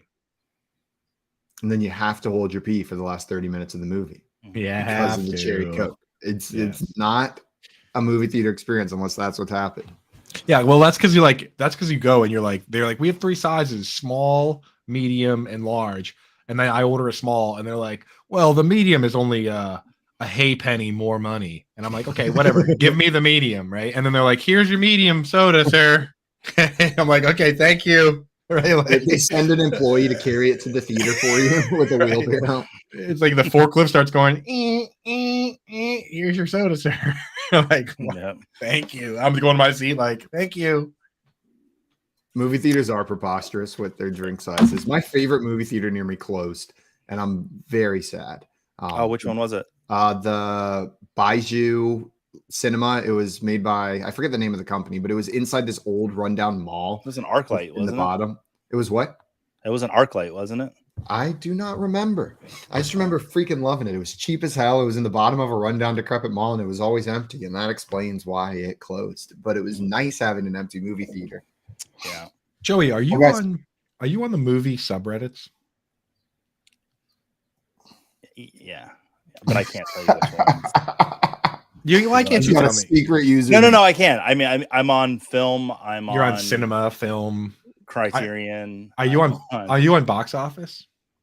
No. Are you on there? I'll get on there if you're on there. I pop in there because it's kind of interesting. The people in there are very in tune with the numbers, and they're okay. Yeah, I would like that a lot. It's a big part of the whole thing is kind of predicting. They play a lot of games where it's like, predict. They put somebody puts a graphic up and it's like predict which of these movies is going to have the highest box office numbers, and they come out and they're like, oh man, this movie smashed. I didn't see it, and they talk about like how much money the movie made and stuff. It is kind of a fun. It is a fun. See, I would really enjoy that subreddit. I was in like a general movie subreddit at one time, and there was just a little too much. MCU. You know, I'm not gonna say MCU, but just a little too much of the stuff that I don't really necessarily go to the movies to see. So the it wasn't movies, just MCU. Jay but trying to incite a reaction out of Joey in the chat, but he's not going to get them. But we are going to get into our candy draft. Yeah. And I've got let's talk movies. Let's scrap it and talk movies. What do you think about Wes Anderson's new movie, Asteroid City? No, I can't wait for the trailer. It comes out today. Does it come out today? Oh my god, that movie is. We got a poster yesterday. Simon, can we just go through? Can we just go through this poster real quick? Just the people on it. 100%. Do you want to do it, Joey, or you want me to rattle? I don't have it up in front of me, but I already have it up. Listen to the people that are in this movie. Okay. Jason Schwartzman. Good. Scarlett Johansson. Amazing. Tom Hanks. Yeah. Jeffrey Wright. Those that don't know, he was he's the robot, the main robot in Westworld. Spoilers. Tilda Swinton. Love her. Used to hate her. Love her now. Bryan Cranston. Are you familiar with him? I love him. From Malcolm in the Middle. From Malcolm in the Middle. Yeah. Edward Norton, isn't it? Like him, wouldn't want to hang out with him. Adrian Brody, isn't it? If we address all these people, then this is going to take forever. Let me hit the list. Liev Schreiber, isn't it? Hope Davis, Stephen Park, Rupert Friend, Maya Hawke, Steve Carell, Matt Dillon, Hong Chow, Willem Dafoe, Margot Robbie. Ooh. Yes. Sorry, I had to give her a whoop. Hot. Tony Revolori, who I don't know. Jake Ryan, and of course, last but not least, Jeff Goldblum. Just throw that in there at the end. Yeah. So virtually everyone's in this movie. We'll see. Now, is Asteroid City the animated one, or is this the live action one? Because he has 2 movies coming out next year. So based on this poster that I'm looking at, I have no idea. I believe Asteroid City is the live action one because he's got another Roald Dahl adaptation coming out next year. Well, that's like a collection of short stories. I heard he was doing those. Yeah, it's gonna be good. It's gonna be good. Those books from my childhood and Wes Anderson movies are some of my favorite movies, so I cannot wait to watch some of those coming out. All right, we need to stop talking about Wes Anderson so we can get to this draft because I will talk. I love Wes Anderson. All right, let's move on, guys. Let's jump into this draft here. We're going to determine the draft order first and foremost. So let's pull this up. Joey, we're going to determine your number first. I'm going to do a random number generator between 1 and 3. 2, you are going right in the middle. Joey, Coop, do you want to have your number determined next, or do you want my number determined next? Why don't you determine your number next? Okay. It is 3. So I will be picking down here at the end on the turn. And Coop, You got that first overall pick. Even when we don't do you first, the random number generator still loves you. We're going to do 5 rounds of this. Best candies or favorite candies, whichever way you want to look at it. Right. Yeah. I mean, the way candy works, I mean, there's so many good candies that to a certain degree, you have to pick your favorite. Yeah, there's some gamesmanship to it. This one, I know it's not going to get back to me, and I know that I always appreciate it, and I appreciate every version of them. I appreciate the mini ones. I appreciate the regular ones. I appreciate the dark chocolate ones. I especially appreciate anytime they make them shaped like eggs, right? Like, or pumpkins, or it doesn't really matter. Give me Reese's peanut butter cups. Like, to me, Reese's peanut butter cups just do not miss. They don't miss. I think it's a valid first pick, and I think you're going to divide the community. There's some people who love Reese's, and then there's the Scott Fishes and the Joey Wrights of the world who hate Reese's. Yeah, I think that's fair. Like, but for me personally, I look at the tier, right? The top tier of candies, and I have to pick my favorite of that group. And I know what's going to go within the next, 4 or 5 picks, and I know that at some point it would be picked. Right? Would it have gotten past you at the swing, Simon? Reese's? Potentially. It was on my short list. It would have been a heart versus draft pick, and generally I side with the heart, so it might have made it back past me. Yeah, no, I had to get them because it's just there's never been a time where I was like, I'm not in the mood for this. Jay says you win the draft. Wrap it up. It's all over. Gator saying, how do you go wrong with chocolate and peanut butter? And Tim says, if you say Reese's, you don't deserve to vote in any election. Okay, what is it? Reese's? Is that what you guys say? Like it rhymes with pieces. Reese's Pieces. Reese's Pieces. Do you guys know that? Oh, never mind. I just try and say it fast enough that I don't get criticism. And there's it's another one. 50% of the people say Reese's and 50% of the people say Reese's. But I believe whose pieces are they? They're Reese's pieces. Mm-hmm. They belong to Reese. Did you know the candy and ET was supposed to be M&M's, but the Mars company turned them down? Idiots. So they went to Reese's next, and Reese's, stock went through the roof. Before then, nobody was really buying Reese's Pieces or Reese's Cups. Yeah, and then it makes sense. And then that little brown, beautiful alien. I learned that at the Hershey's factory in Hershey, Pennsylvania, whenever I went on a tour there. Oh, they talk about it? What? Yeah, they told us that little nugget of news. They've got that information there. Well, because they also own Reese's now, or Reese's. They make the Reese's peanut butter cups now. I bought a giant pillow there of a Reese's peanut butter cup. Was it filled with peanut butter? It was filled with peanut butter. It was disgusting by the time we got home. Lots of ants. I actually wasn't even allowed to bring it on the plane due to an allergy present, so I just had to leave it at the airport. Some kid's head exploded. Yeah, it was awful. It's not funny when kids' heads explode. Joey, it is your pick. Coop took Reese's peanut butter cups to kick this draft off. What candy are you taking here with the second pick? So Coop kind of hit it with going to the movies, and I have a go-to candy when I go to the movies, and it's not just a go-to candy. I'm very respectful when I go to the movies. I don't like a lot of noise in my movies. That's why I normally go see movies in the afternoon when there's people not there. But I go a little above and beyond. I don't like the sound of wrappers opening. So what I do is I ask the concession stand for an extra cup, and sometimes I even bring my extra cup because sometimes they won't let you. Like Regal, seriously, Regal movie company, just give me an extra cup. So that's why I have to bring my own cup. I bring my own cup. I unwrap my Twizzlers. I put them in the cup and I eat them as the movie goes on. Twizzlers are my favorite candy. It's my go-to movie candy. They don't make a lot of noise. I like them a lot. Twizzlers, psychotic. Oh, you should. Dude, I've come a long way. On my list of descriptors for how I'm choosing my candy, there's no category for volume. Joey, I am so. But it makes so much sense. Yeah, it makes so much sense when you lay it out like that. It's just dude. Now I'm gonna try and be more respectful. All my candies are pretty quiet. Because the number of times I've been in the theater and been so annoyed with the person in front of me crinkling that damn bag or box or whatever the hell they've got so loud. I'm gonna be there quietly pouring nips of Jim Beam into a cherry Coke. quietly.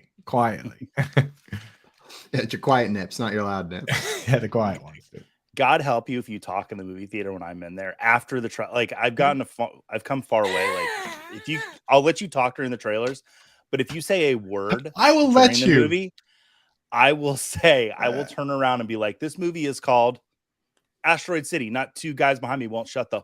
Oh, hell My yeah, wife has dude. got up and walked out of movie theaters because she's so embarrassed by me. I like don't tolerate it. Sure, Joey's like, I will put my finger on your chest. Everyone has their one Karen thing where they go off. You got to have one. You got to have one. Yeah. However, I am allowed to talk in the movies because I have facts that I need to tell people. Yes, that's full Karen. Respectfully and quietly. Yeah. With a mouthful of Twizzlers. This is Steve Carell's third film with Margot Robbie. Like that's my stuff. So I gotta ask you, because there's two different people in this world.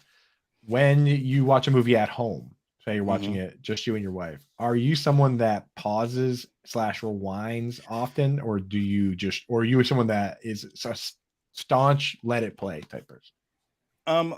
Like we've got a pretty so let's say we got a 2.5 hour movie. We got a bathroom break in there. Like, we're at home. Okay, so but to me that's a let it play person. Okay, then yeah, we're let it play people. I am. If I got something you never say, go. I got the remote in my hand the whole time because I'll pause it, look over at her. Like my girlfriend probably so annoyed because a 2-hour movie becomes a 2-hour and 45-minute movie with my paused commentary. I do the same thing, Simon. I'm like, did you see that? And she goes, what? And I pause, rewind, look at that. And she's like, okay. Wait, you rewind the movie why it's going? Like you've just broken the whole train of the momentum and this. Oh, absolutely, Joey. Talking about that's a psychopath right there. So guys, it's my pick now, and we got Hal in the chat saying theater serving beer is amazing. I don't think I can take beer as a candy here, unfortunately. Otherwise, that'd probably be a pretty good pick. But I got 2 picks here, and I'm already panicking because there's so much candy out there. There's so many different kinds of candy, and I just have to pick 2.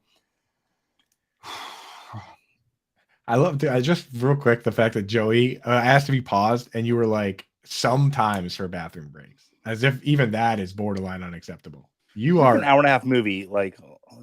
You're a purist. You're a purist. Yeah. Okay. When you have kids, it gets tough to get through a movie in one sitting, and that's been something that's always been hard for me to deal with. So both of you have talked about movie theaters with your first 2 picks, so I'm gonna take my favorite movie theater candy with my first pick. Actually, smart.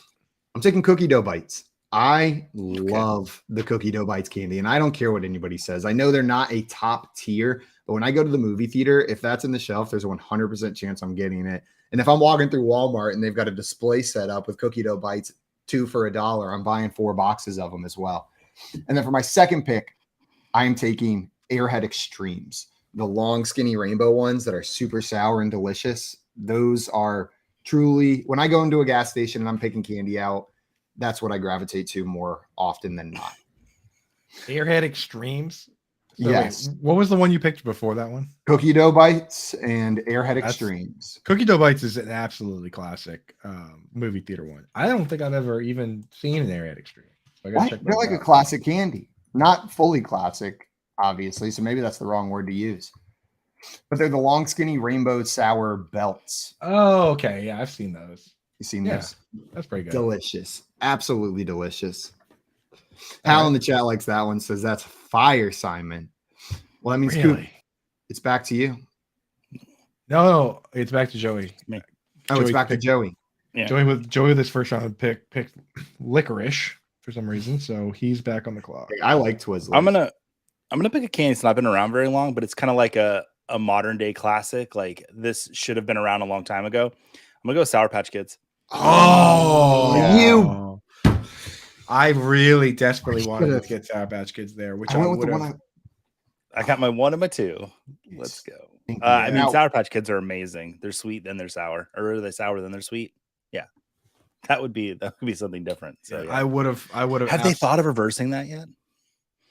Make it sweet then sour. Do they have those? I don't think so. Yes, they do. That's called a Warhead. Sweet Patch Kids.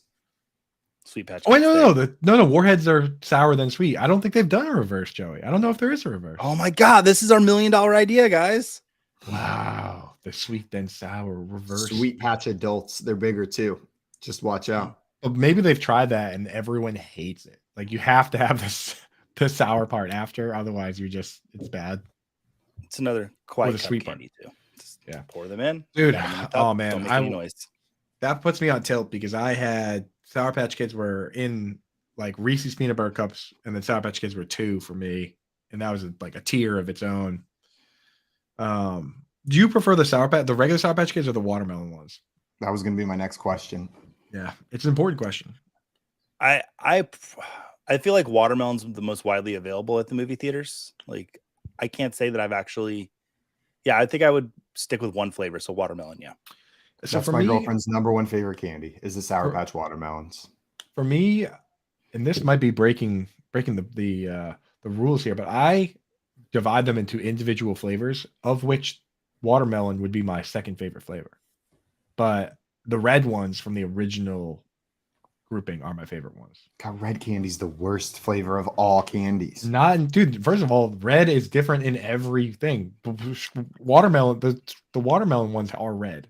They're pink. No, they're red. They're literally pink. You're talking about, they look like watermelons. They're pink and green, the color of a watermelon. They're red and green. And the You say that like it's the condescension in your voice when you say that, when they are actively pink, Coop. Like you are a fool. We're gonna put this on Twitter. You were like, they're red. Yeah. I think you figured out my trick, which is just the same thing I said before, but in a more condescending voice. I've been figured out. But no, that's a fact. They are red and green, and red. There's so many different reds, but the red Sour Patch Kids are the best ones. What of the regular Sour Patch Kids? What are your favorite ones? These blue. Blue. Are there even blue in there? There's Blue's blue the best raspberry. one. Yeah, blue is by far the best one. Well, if you have the ones with blue in there, then I would actually probably rank red and blue ahead of watermelon. But I digress. That's this episode of Coop's Sour Patch Kids rankings. But it is now. It's part two episode because I didn't get through them all. So I'll do the other ones next episode.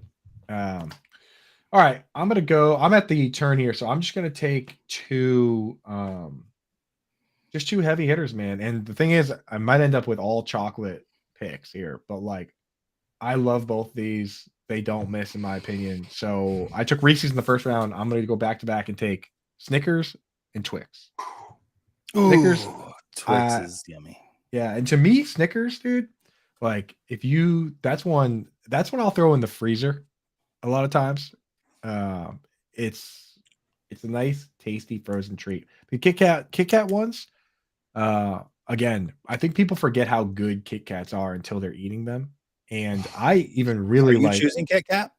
I took Twix. I took what I take. No, I took Twix. Snickers and Twix is what. Okay, Snickers and Twix, not Kit Kat. Sorry. Now I know I gotta take. Oh, now you gotta watch out. Now Snickers. I feel like that's the candy. When I was growing up, it was my dad's favorite candy, and I was like, I don't like Snickers. But then every year I get older, I like Snickers more and more. And I feel like as you age, Snickers slowly becomes your favorite candy. And the day you give birth, or the day your wife gives birth, I think now Snickers is your favorite candy. Yeah. If you're a dad, it has to be. Right. Like they show up and they're like, here are your New Balance white sneakers, and here's your what's that? I saw you perk up on that one, Joey. Well, I thought you were about to badmouth New Balance, and I was about to have to bring it into fisticuffs. New Balance is great, phenomenal Boston company, right? But really, do they have a factory? Oh my god, they have they have the headquarters here, which you can tour, which is way cooler than the factory because it's like more like they just have stuff on display, and it's really cool rather than just like seeing like manual labor, right? So, Simon, will you fund a Starts and Citations at the New Balance headquarters? Will I fund it? Yeah, like will you guys pay for that? Yeah, okay, sure. Cool, thanks. Yeah, absolutely. Yeah. Come on up, dude. You stay with me. We'll fund the travel. You have to figure out how to get in. Maybe we recommend illegally. Yeah, New Balance that's one part of the episode. New Balance and Reebok are both up here. But the thing with New Balance has very cool shoes, but they also have like the quintessential chunky dad shoe too. So you get your New Balance, you get your Snickers, and you get your what a crew neck sweatshirt, and then you're ready to be dad. You got everything you need. Coop with the double chocolate turn there with Snickers and Twix. But you got some, those are the ones that disappear from the Halloween candy quickly whenever you're a kid. Those are going to be gone pretty fast. Before we move on to your next pick, Joey, we got some people in the chat in here. Hey, Sheila let's say hi in to here, them. wishing us blessings. What's up, Sheila? Good morning. And we Sheila, got what up? Nick in here saying red vines are fire. Nick DiNuccio. What's up, Nicholas? We got Michael in here saying good morning, all. Michael, welcome in, my friend, just in time for the candy draft. And Gator J saying Snickers have to be cold. I'm fine with the room temperature Snickers, but a cold Snickers is better. Yeah, it's upgrade. They're both good. Snickers ice cream bar mess me right up. I don't care that I'm lactose intolerant. I'll suffer for that. I'd like to address something Nick said in the chat about red vines. Yes. They're red vines are good, but they are not like Twizzlers and red vines are very different. A lot of people are like, oh, they're the same thing. Just grab some red vines. No. Twizzlers are one thing and red vines are another. Both very good, but very different. Yeah, so it's like I guess there is a question on where we draw the line on what's one candy versus another. Like if you pick Twizzlers, can I pick Twizzlers pull and peel? If you pick don't be. I think our general rule is just don't be a dick. You know what I mean? Like I'm not going to take Sour Patch watermelons because Joey took Sour Patch. Right. I'm not going to take the mini. I'm not going to take mini peanut butter cups. But I would think Reese's Pieces is probably a different candy because it looks like what? I don't think so. Okay, I think it's the then base. I'm fine with that. That's okay. cool. Because I would have taken I won't that. I would have taken that next. I would have also taken that. I would have just to be the only one that's allowed to have us. I really do love Reese's. Well, Joey, you are back on the clock with your next pick. What are you taking here? Yeah, so Coop, I don't know if anyone noticed, I had a slight panic attack when Coop said Kit Kat. Because I was like, wait, what? Because Kit Kats are like my chocolate candy, but a very specific Kit Kat. I'll take Kit Kat in general to the overarching, let's have the whole thing. But a dark chocolate Kit Kat from the freezer, that's delicious. That's good stuff right there. Dude, so Chat's all about this pick. They've been hyping up Kit Kats ever since Coop dropped that name in there. Hal over here had some options as well. Said I love Baby Ruths as a kid, but not that Kit Kat. Dude, so I actually like the ones. They're not quite white chocolate ones, but they're like the Halloween ones that they do. Okay. And I'm on the website looking for them, dude. And they have a new one, birthday cake Kit Kats. Boy, this could change. You got to get you some of those wasabi Kit Kats from Japan.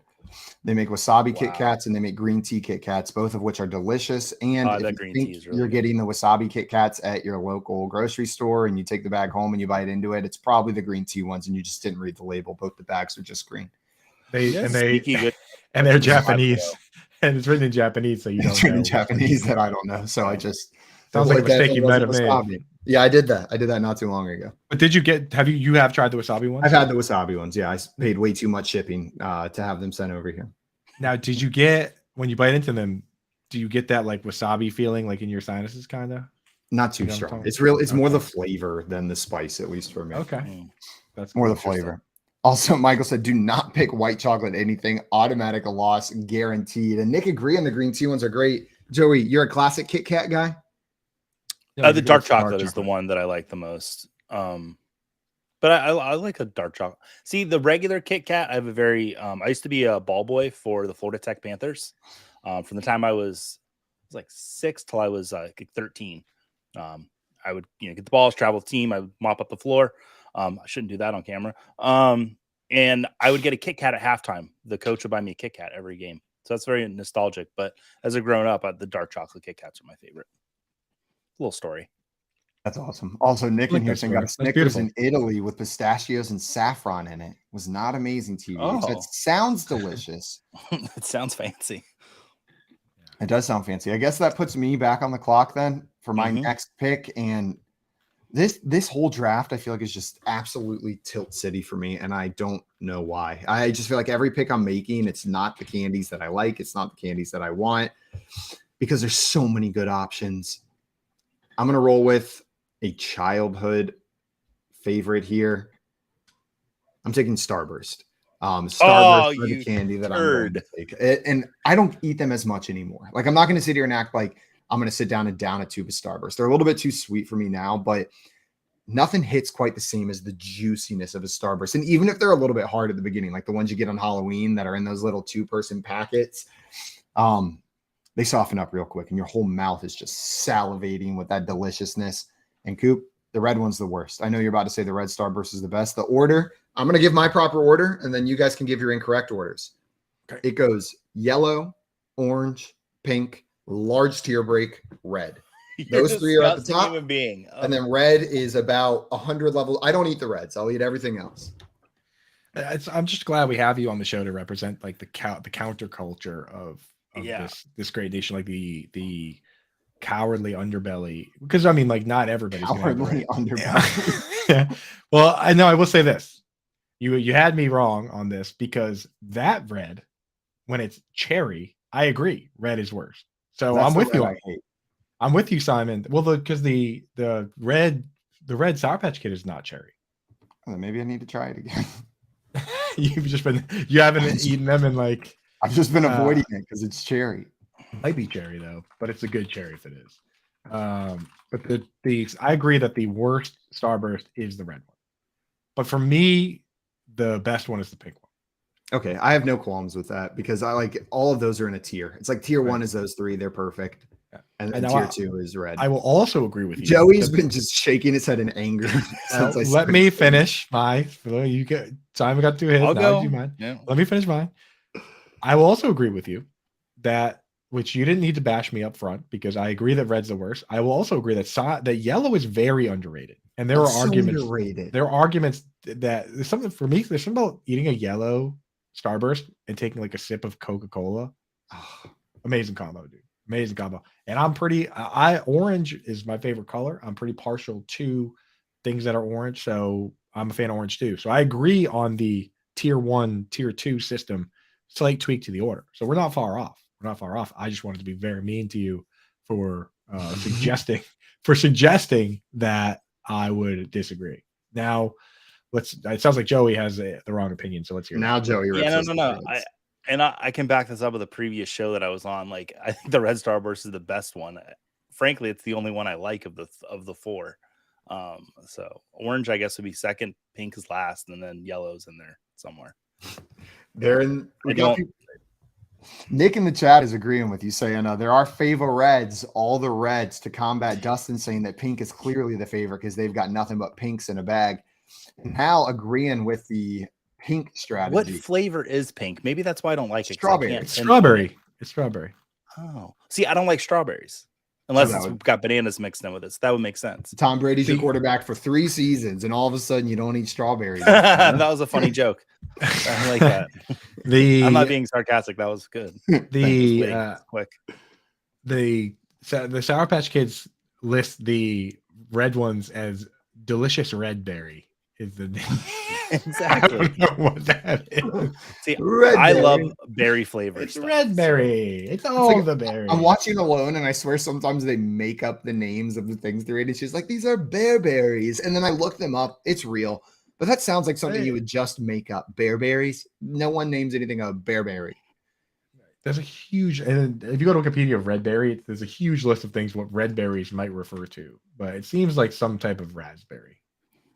I don't know. Okay, I forgot that I have to make another pick here. It is still my pick, and I'm taking Swedish Fish. I love Swedish That's a good Fish. pick, man. I can down a whole bag without even breathing. Just dump them down my gullet. I'll swallow them whole or chew them up. And there's something about the consistency, the texture of a Swedish Fish that other gummy candies don't have. It's not like it's not sticky in the gross way. It's sticky in the right way. Like it. There's something almost chalky to the outside that really does the inside justice. Like it makes, man, I freaking love a Swedish Fish. It's like the chalkiness of the outside makes it so that sometimes you can get away with them not getting stuck in your teeth. Exactly.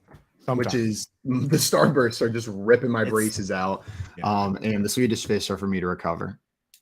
Jay said, great lick, Simon. I mean, pick. Joe, are you a Swedish Fish fan? That was you took my next two. Starburst and Swedish Fish. So that's great. It's good for content. No, but Swedish Fish, like, I don't want to be disgusting, but it's kind of like you're kissing the candy. Like it's kind of like it's sensual to eat a Swedish Fish. Yeah, like I don't want to say it's like another tongue in your mouth, but it's kind of like that, like that feeling, you know. Like I'm right. Like right. Can I take my pick back? I'm just kidding.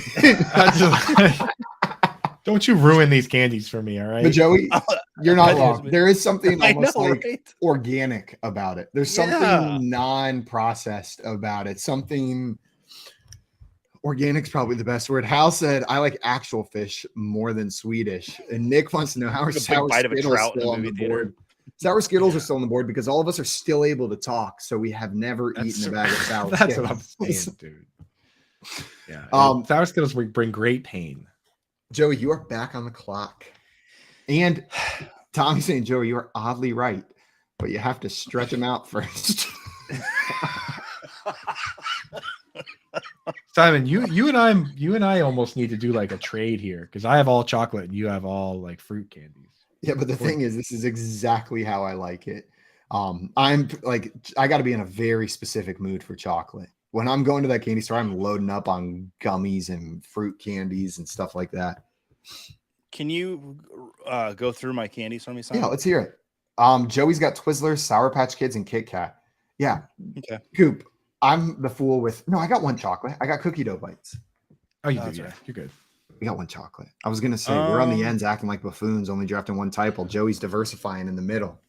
Yeah, I'm gonna grab something a little different, and because I got a chocolate bar. I'm gonna go with Whoppers. Some Whoppers people good. like them, some people don't. I get it if you don't like them, but there's a very specific way to eat a Whopper. You don't just bite into it. You really do have to kind of let it melt in your mouth, and then that malted milk kind of just like explodes.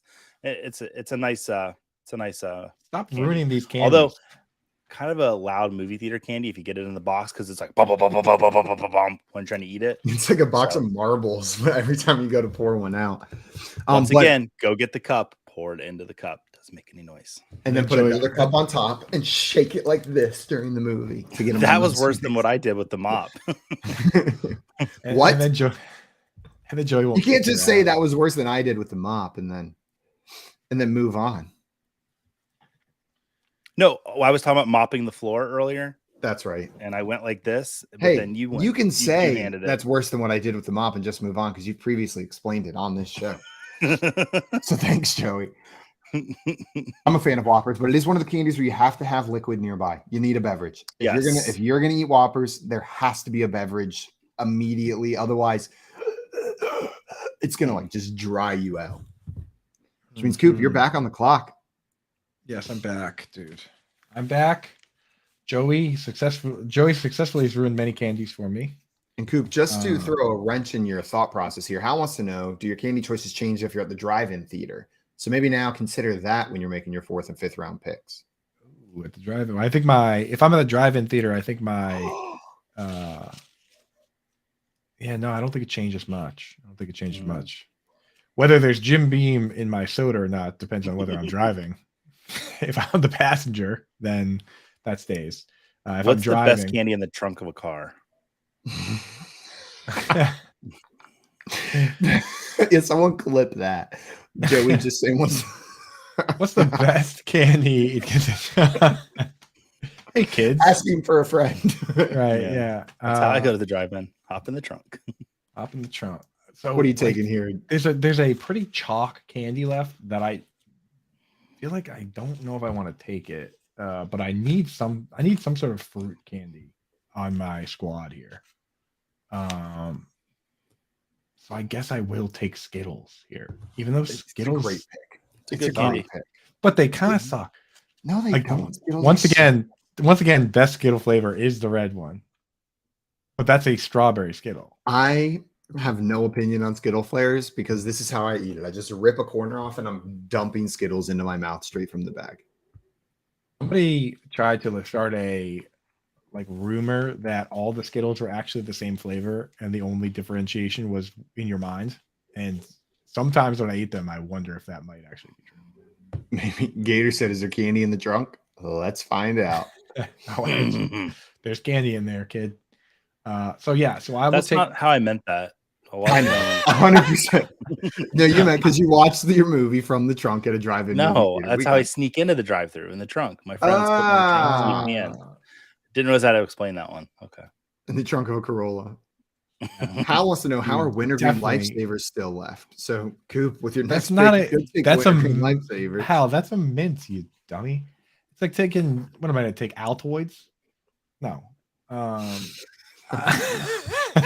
would be the greatest pick No, ever if someone Hal took has a point. Altoids. That's when you turn. Honest to 7 God, That's when you turn Altoids are the 70. candy I eat most often, probably. I love an Altoid, man. That's That's not a the only. candy, bro. That's not a Hal candy. just gave me my pick. That's not a candy, dude. I'm still up, dude. So I might pick whatever Al said. No mints. I'm gonna take a candy that is one of my favorites. It's one of my mom's favorites. My mom, I don't know if her favorites have changed recently, but she loves Swedish fish. So that was already taken by Simon. Another one that we both love that also gets stuck in your teeth. Maybe this might be the number one candy if it didn't get stuck in your teeth so badly. Butterfinger. You son of a freaking it has gun. That was my sleeper pick. That was my 5th round pick because no one likes them but me.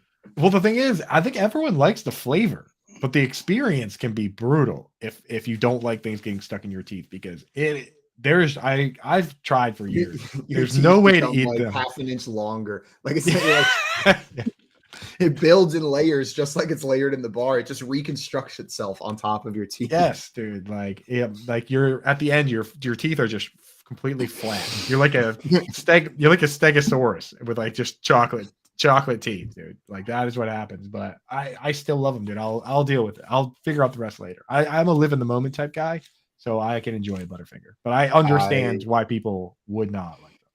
I love Butterfinger. That is when I do grab a chocolate bar from the gas station, more times than not, it's a Butterfinger. And it was the best growing up because when you and your buddies are going through your Halloween candy, most people don't freaking like Butterfinger. It's a slept on candy, and you can make easy swapsies. Like, yeah, you can take some of these. I'll give you all my red Starburst. Just give me a couple Butterfingers, and it works out. I think the marketing team behind Butterfingers really nailed it, getting Bart Simpson as the spokesperson of the Butterfinger because like every rebellious kid, like that's their candy is the Butterfinger. Because Bart Simpson was like, he was the spokes guy. So, yeah. It all makes sense. My little 12-year-old suburban self was rebelling against the man, baby. That's right, dude. You can't hold me in, Mom. Butterfingers under the bed. I think that makes it my pick. Or no, it's Joey's pick. I'm tilted after you took Butterfinger. So Hal took me back on when you guys were saying Altoids and stuff. It jogged a memory of when I used to work at a movie theater and I would bring my lady friends to see a movie for free. And like you can get whatever you want. And I knew what was about to happen. And I'd always go for a certain candy because I wanted to have fresh breath. I grab a thing of Junior Mints so that if, the kissing time did come, my breath would be somewhat chocolatey fresh for her. That's smart. So Junior Mints. That's playing on another level. My only problem with this pick is it feels a little too movie theater specific because I don't think it's the best mint chocolate candy for me. Like I would have taken. I make out with my wife on the couch with them too. But Joey's like, "Whoa, look at that!"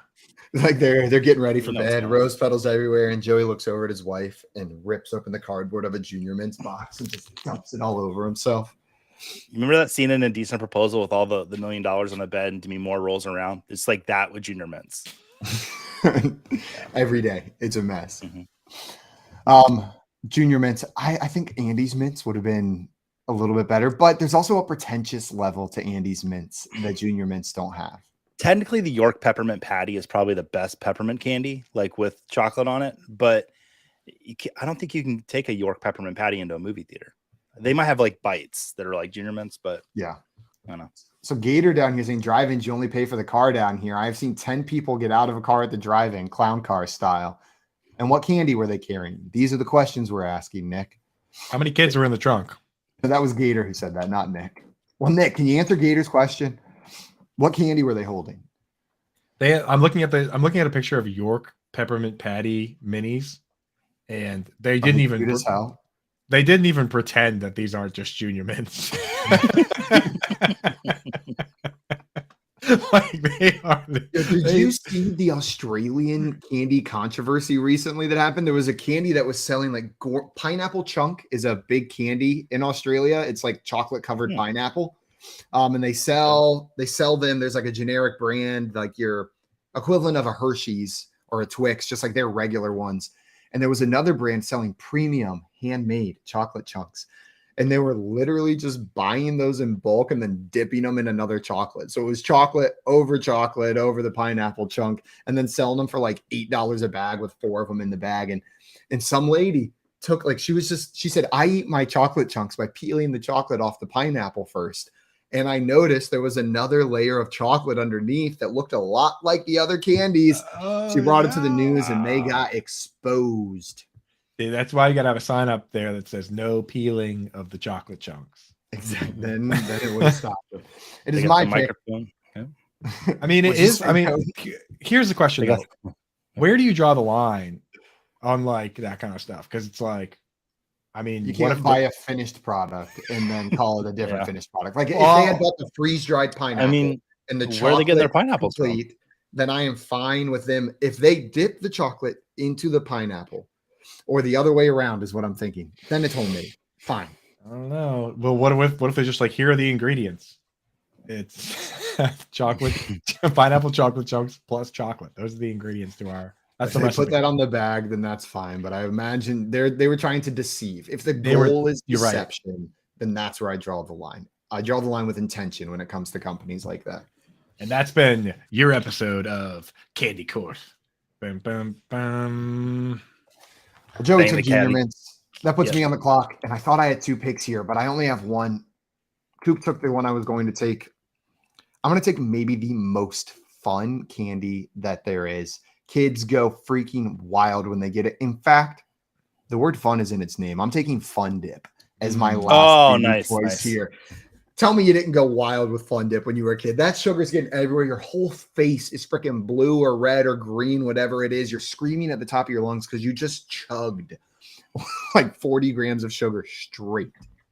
Do you know that's how like Pixie Sticks and Fun Dip was invented? Do you guys know how that came to be? No. So Pixie Sticks, at least, and Fun Dip is kind of an offshoot of Pixie Sticks.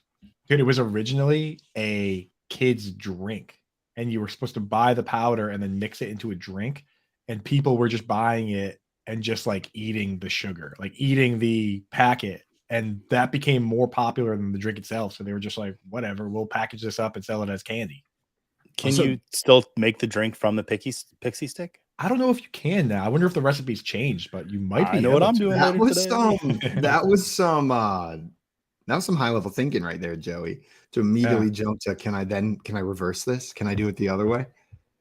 Ooh, I just clicked Fun on. Dip? I just searched Pixie Stick drink, and first thing that came up was Picture of my mom. Pixie Sticks martini. Pixie Sticks martini cocktail. That sounds like a With a hangover. Oh, like on with the, a Pixie- yeah. Within that, you pour some in the drink, and then you make a rim of Pixie Stick. It's at momforreal.com. That one. That sounds like I would drink too many of those and then be so sad the next day because they would go down like literal candy. And then the amount of sugar that you are consuming, you are going to be so hungover. Pixie Stick. Coop, what was the name of that website you hangover. were on? Momforreal.com. Looks like it's just Don't all go to mo- stepmomforreal.com. Different site. That's another go to site. Yeah, The this one is thing just about a- Fun Dip is the absurdity of it is how just by its nature, by design, disgusting it is. Like in order to eat it, you have to slobber all over this candy stick and then Just dip it after in the candy. Like let me get this all nice and licked up and then shove it in some sugar. Like you're double dipping the first bite you take. Yeah. You don't even get a single Yeah. clean bite of the candy itself. You can't share that. Fun Dip's not one to share. Yeah. No, the But I worked at a summer camp. Let me tell you, kids share Fun Dip. They, Oh, that's kids, if you don't stop them, kids share Fun Dip. well, here's the thing. Well, that's the thing is when you're a kid, there are two options. You could eat someone else's spit, but also get Fun Dip, or you could have no Fun Dip at all. And I mean, that's not even an option really when you're a kid. So, you know, Those options are still there as an adult. so because Simon picked an offshoot of Airhead, I didn't get a chance to mention my Airhead take from when I was a kid. I would always eat them in a specific way, which is why I would have picked them here. I used to, from the ice cream man, get a slush, and I imagine a lot of kids did this. Did you guys ever do this? You get a slush, and then you get a Airhead, and then you carve the Airhead into a spoon shape, and then put that in the slush. And when you put it in the slush, it freezes it, and then now you have a spoon made of Airhead to eat your slush with. Oh, that's pretty cool. That's engineering. Yeah, that was I mean, it was very First popular candy court at the and now candy engineering. candy engineering, dude. Yeah, just take Fun Dip and make it into a tasty drink. Mm. Hal in here said said I hope there are more cases for candy court. Yeah, we can get some more candy court cases up in here. And then I'll say my kids pull a Joey and roll around in it. Yeah, dump the Fun Dip on the floor and roll around in it. It's perfect.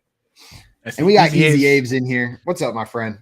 Yeah, he says Airhead pillows. I know for a fact Aves knows that Airhead spoon move because we were both doing it as kids. So it's a couple We used of to us do in the chat. move where you hold it by the end and you just shake the hell out of it till it's all bunched up, and the other end is like a tiny little super dense Airhead brick, and then you break your teeth on it. So I know that move. You were an Airhead engineer as well, I see. Yeah, I was an Airhead engineer. Just a different kind. I was more about bulking it up. You were more of an Airhead structural engineer. I think we got someone join. Abe says that's what the Airhead pillow is. There we go. We're on the same the page, Abe. We got Hal joining the chat right now to tell us a little bit about his favorite candy.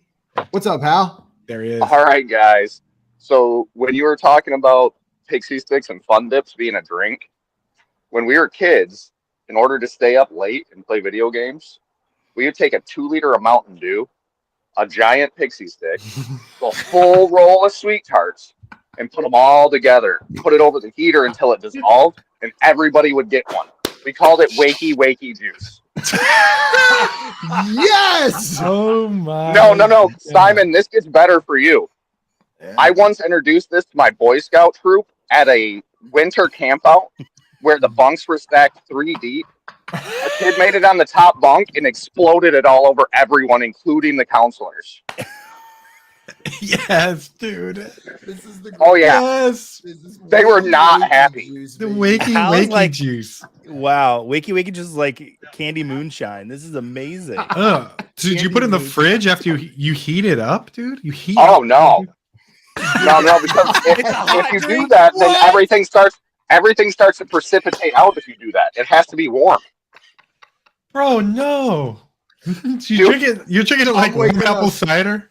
I'm waking up early tomorrow.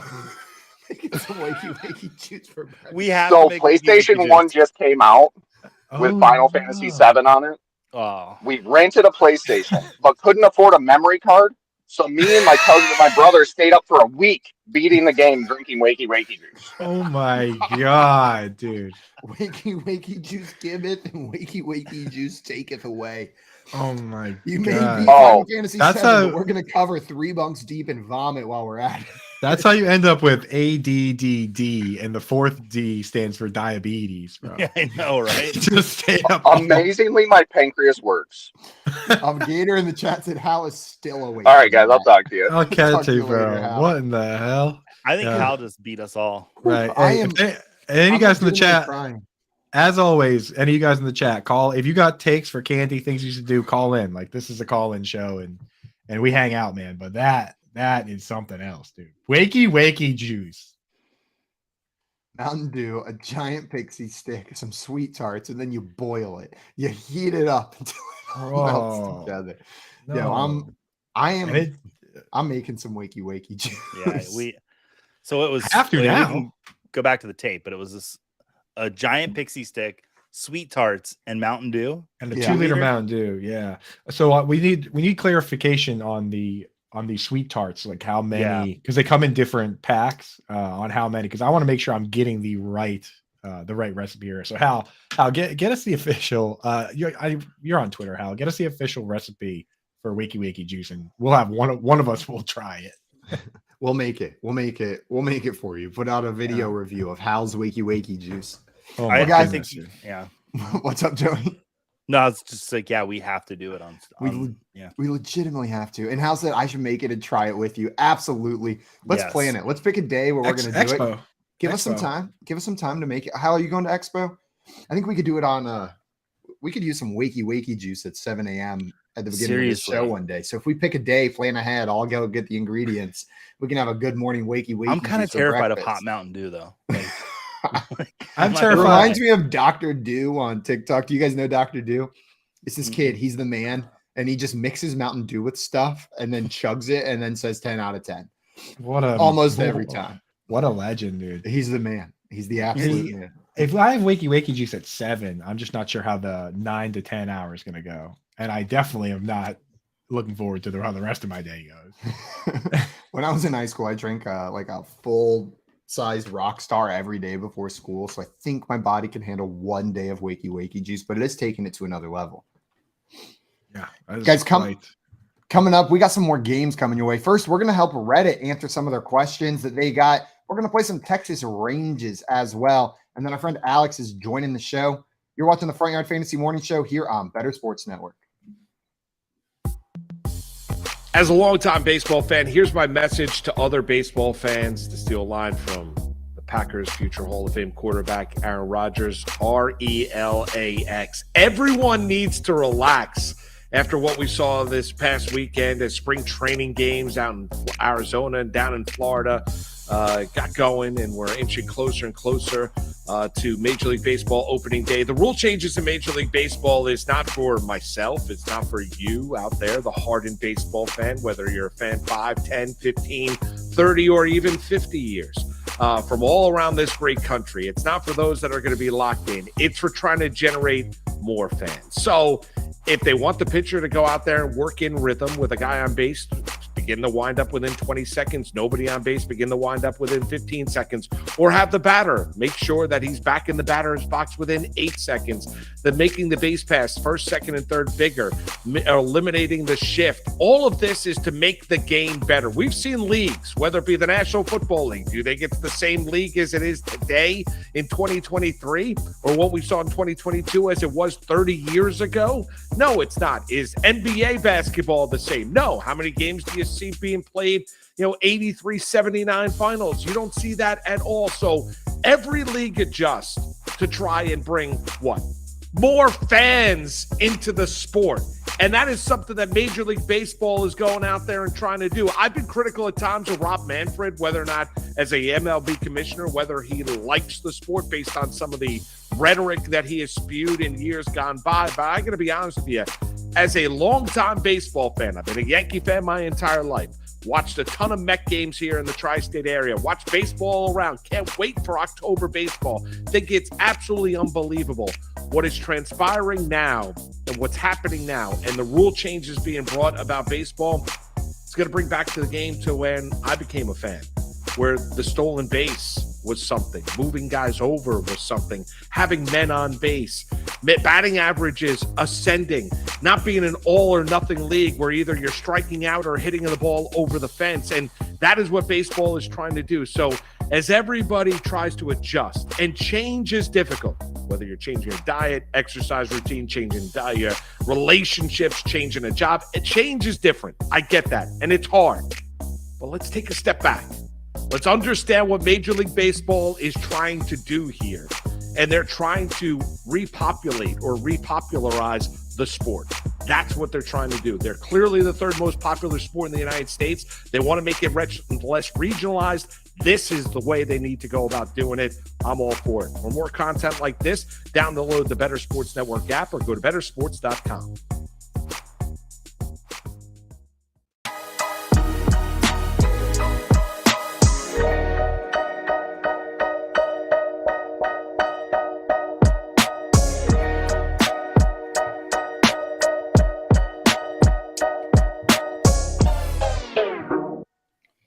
What's up, everyone? Welcome back to the Front Yard Fantasy Morning Show here on Bettor Sports Network. It's Hoop, Simon, and Joey on this beautiful Wednesday morning, March 29th, the year of 2023. And I just have to tell you guys something real quick before we get into this game. This Saturday is April Fool's Day. And out of nowhere, my girlfriend said to me, she is notoriously anti-prank, does not like it when I prank her. And it's been an adjustment for me. That has been an adjustment for me, but something that I respect usually because I respect her. But she said to me this week, should we get really into April Fool's Day? Mm-hmm. Which I'm hesitant to say yes to, because there is a positive outcome, but I view the most likely outcome as I say yes, and then she changes her mind. that I don't know where the line is. That like what she's imagining, that she saw a funny video or an article or something, and that I'm not going to know where that line is, and I'm going to ruin it. Because the idea of us getting really into April Fool's Day is fun to me, but I'm afraid. I'm scared to do it. Simon, I'm have you afraid it's a proposed trap. It feels like a trap. It is, yeah. I have not proposed yet. Okay, let me just get this out of your head before it gets in there. Don't. It's not. I'm not saying that I did that because I didn't, but it's just not the good April Fool's Day. I have a. Do you have the ring? Football, I have a. No, I was going to say I have a fantasy football championship ring that comes in a ring box with Trophy Smack ring that I could then do the. Will you join my fantasy football league? Yeah, and then you'll get Trophy Smack the shit out. That's what would happen. Simon, after you didn't find it just now, I just pictured Leanne walking around with a bag of your hot Cheetos with your ring on her finger, just eating them. Like, oh, she's got all your stuff. Fountain pen in her pocket. She's just like, got all. You know what's funny? I did just restock my pen cup because it was empty as well. She's got. She's writing with my fountain pens, eating my Cheetos, rocking that ring. Wear the Casio watch. Oh, I left that on. It woke me up at 2 a.m. So we're good. That thing stayed on my wrist last night. There you go, Joey. Now that you're basically doing a full-time show here, man. Well, you got to get you a Casio so you can get synced in. I'll get on it. Okay, I'm on it, brother. Because you got to get you synced up. Let's go. We got to get you synced up. But right now, we got to get into our game of Texas Ranges. Joey, have you played Texas Ranges with us before? Okay, I'm going to be honest. This is the one game that when you guys play it, I'm dropping my kid off normally, so I don't get to hear the rules. And I always hear you guys giving ranges, and I'm like, what the hell are they talking about? I'm going to listen to something else. No, I'm kidding. No, but I never hear the rules, so I would like to hear the rules, Simon. Also, Tommy down here saying, just tell her you have syphilis. That's safer. Yeah, that's a better April Fool's Day joke. And Hal said, I have done some terrible things on April Fool's Day. You know what? Maybe on Friday, we should do a little bit of like an April Fool's segment where we can share some pranks, maybe ones that we've like company ones that we've loved or ones that we've done in the past. And people from the chat like Hal can come up and share some of their April Fool's Day pranks as well. That would be fun. I like it. Well, here's the rules to this game. Here's how this is going to work. Texas Ranges is the game where contestants are given a prompt asking for a specific number.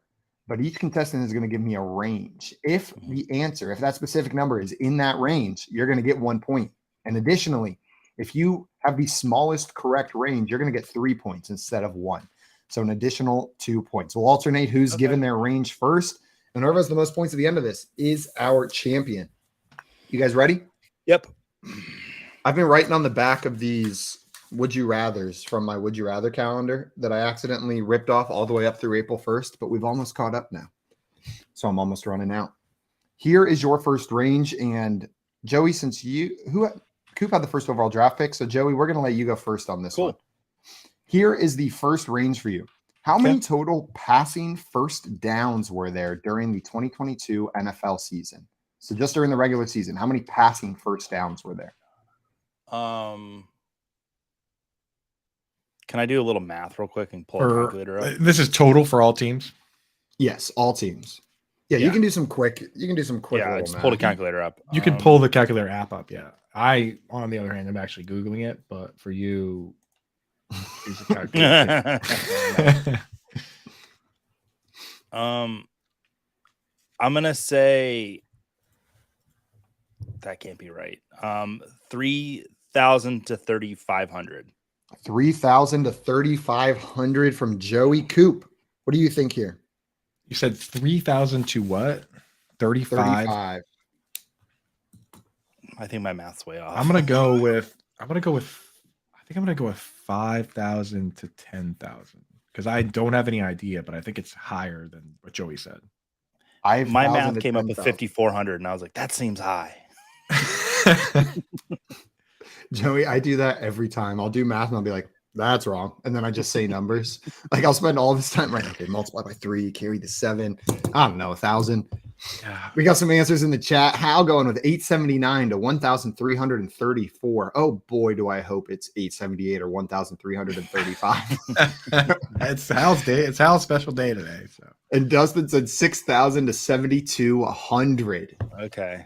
Well, Joey, one answer lower than yours, a couple answers higher. The correct answer is 6,087. So, Coop, you are going to get 1 point for having that. Actually, you're going to get 3 points because you were the only correct range on that. So, Coop's going to get 3. Joey, nothing on that one, but that one was definitely tough.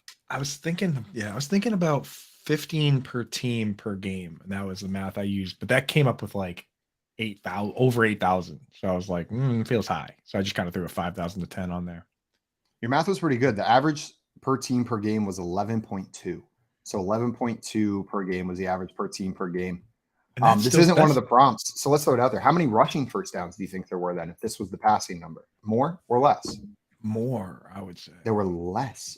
Really? That's interesting. By a lot, there were less.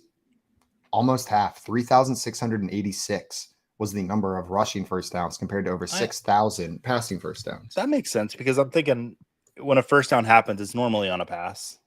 Sometimes they rush to get that first down. But we're thinking on third and I bet third down first down conversions are way higher rushing than passing. You know what I mean? Like I bet if it broke it down by down, but there's a lot of first downs that happen on first and second down. Every year I go to find like total first down stats by each player. And I don't know if anyone out there has a source for that. Send it to me. Because it's not that like you have to like add them up. Like there's no site that just says Zeke had 72 combined first downs last year. Every year I have to look it up for one specific league, which is the Scott Fish Bowl, which has points for first down. So like every year I'm going and I'm like, oh man, now I got to find this stat. That's great. If you go to Pro Football Reference and sort by the position, so you can't put rushing and passing next to each other, but you can look at player stats from this season for rushing. And then you can sort by first downs. And I'm looking at this. Josh Jacobs, 93. Nick Chubb, 69. Jalen Hurts, 67. Derrick Henry, 65. But that's just rushing. That's not combined. Right. So that's just rushing. But you could easily just pull that and then add exactly. Yeah. Then you can pull it. And Pro Football Reference formats it very nicely where you can pull that data and add them together as well. Hal's shocked over here. And Dustin showing us math. 12 per week times 17 games times 32 teams. Pretty good math, Dustin. Pretty good math with 11.2 being the actual average. Well, Coop, you got a little lead right here, and it is going to be your turn to give a range first. Are you ready? Yes, sir. Were you born ready, or did you get ready? I wasn't born ready, but then I drank some wakey juice, and now I'm very much ready. Here's my question for you. How many babies are born in a single day worldwide? What a preposterous question. Unless you actually know it. Think of it like the number of windows in New York interview question. I'm not expecting you to actually know the answer. I just want to see how you get there. I asked you to think about it. All right. Babies in the world. So Gator J says Sir equals Simon. Absolutely not. Sir Simon the Brave. Keeper of the difficult questions. There's no way we know the answer to this. Sir Simon the Gas. I was literally just going like this with my pen, just like doing circles, like as if I was just going like this, like just as if I was going to then come up with a number. Maybe it'll appear to you as you're just scribbling. Yeah. So okay. So I want to guess like 1 million, but that's too many. I haven't looked at the number yet, so as not to bias myself. I didn't put this one in there, and I don't want to know the number until I'm revealing it to you guys. Yeah, so many people. I'm gonna guess between 100,000 and 300,000. Between 100 and 300,000 from Coop. Joey, where's your range going? Yeah, so I did 10,000 an hour, and then times 24 hours, so that's 240,000. So I'll go right in my range. Yeah. So am I allowed to do that? Yeah, you can. You can. Ranges can overlap as long as it's exactly the same. You get more. So, like, if it is 240,000, right, and it's in both our ranges, but your range is smaller than mine, then you get extra points. Okay, so I'm gonna go 200,000 to 250,000. 200,000 to 250,000. A real small range there. Dustin with 200K to 500K. Hunter coming in with 600 cases. I don't need a range. And Hal said 1,200 to 1,909. Hal just calling it flat. He's Hunter called it flat. Hunter called it flat at 600K. Hal, Hunter, you're a beast. Hal saying it's less than 2,000 babies born a day. Well, here we go, guys. All right, Hal. The number of babies born in one day worldwide is 385,000. Unfortunately, that's no points for anyone. You were both fairly close with your guesses. Just some rather small ranges. So how many people die a day to keep the population, somewhat under control? Probably a lot. And I don't think it is necessarily under control. This is I think it's growing. I think you're asking too many questions. Also, Jay said, I have a nephew being born today. Shout out Bennett. Shout Hey, make that 385,001. Is he here yet? If he's not, he won't hear this. I'll have to watch it back. He will have to watch it back. Record this for Bennett. Happy today or Birthday. tomorrow? Is it today? Happy literal birthday, Bennett. Yeah. That's kind of cool. Did you know this is something I learned about birthdays not too long ago?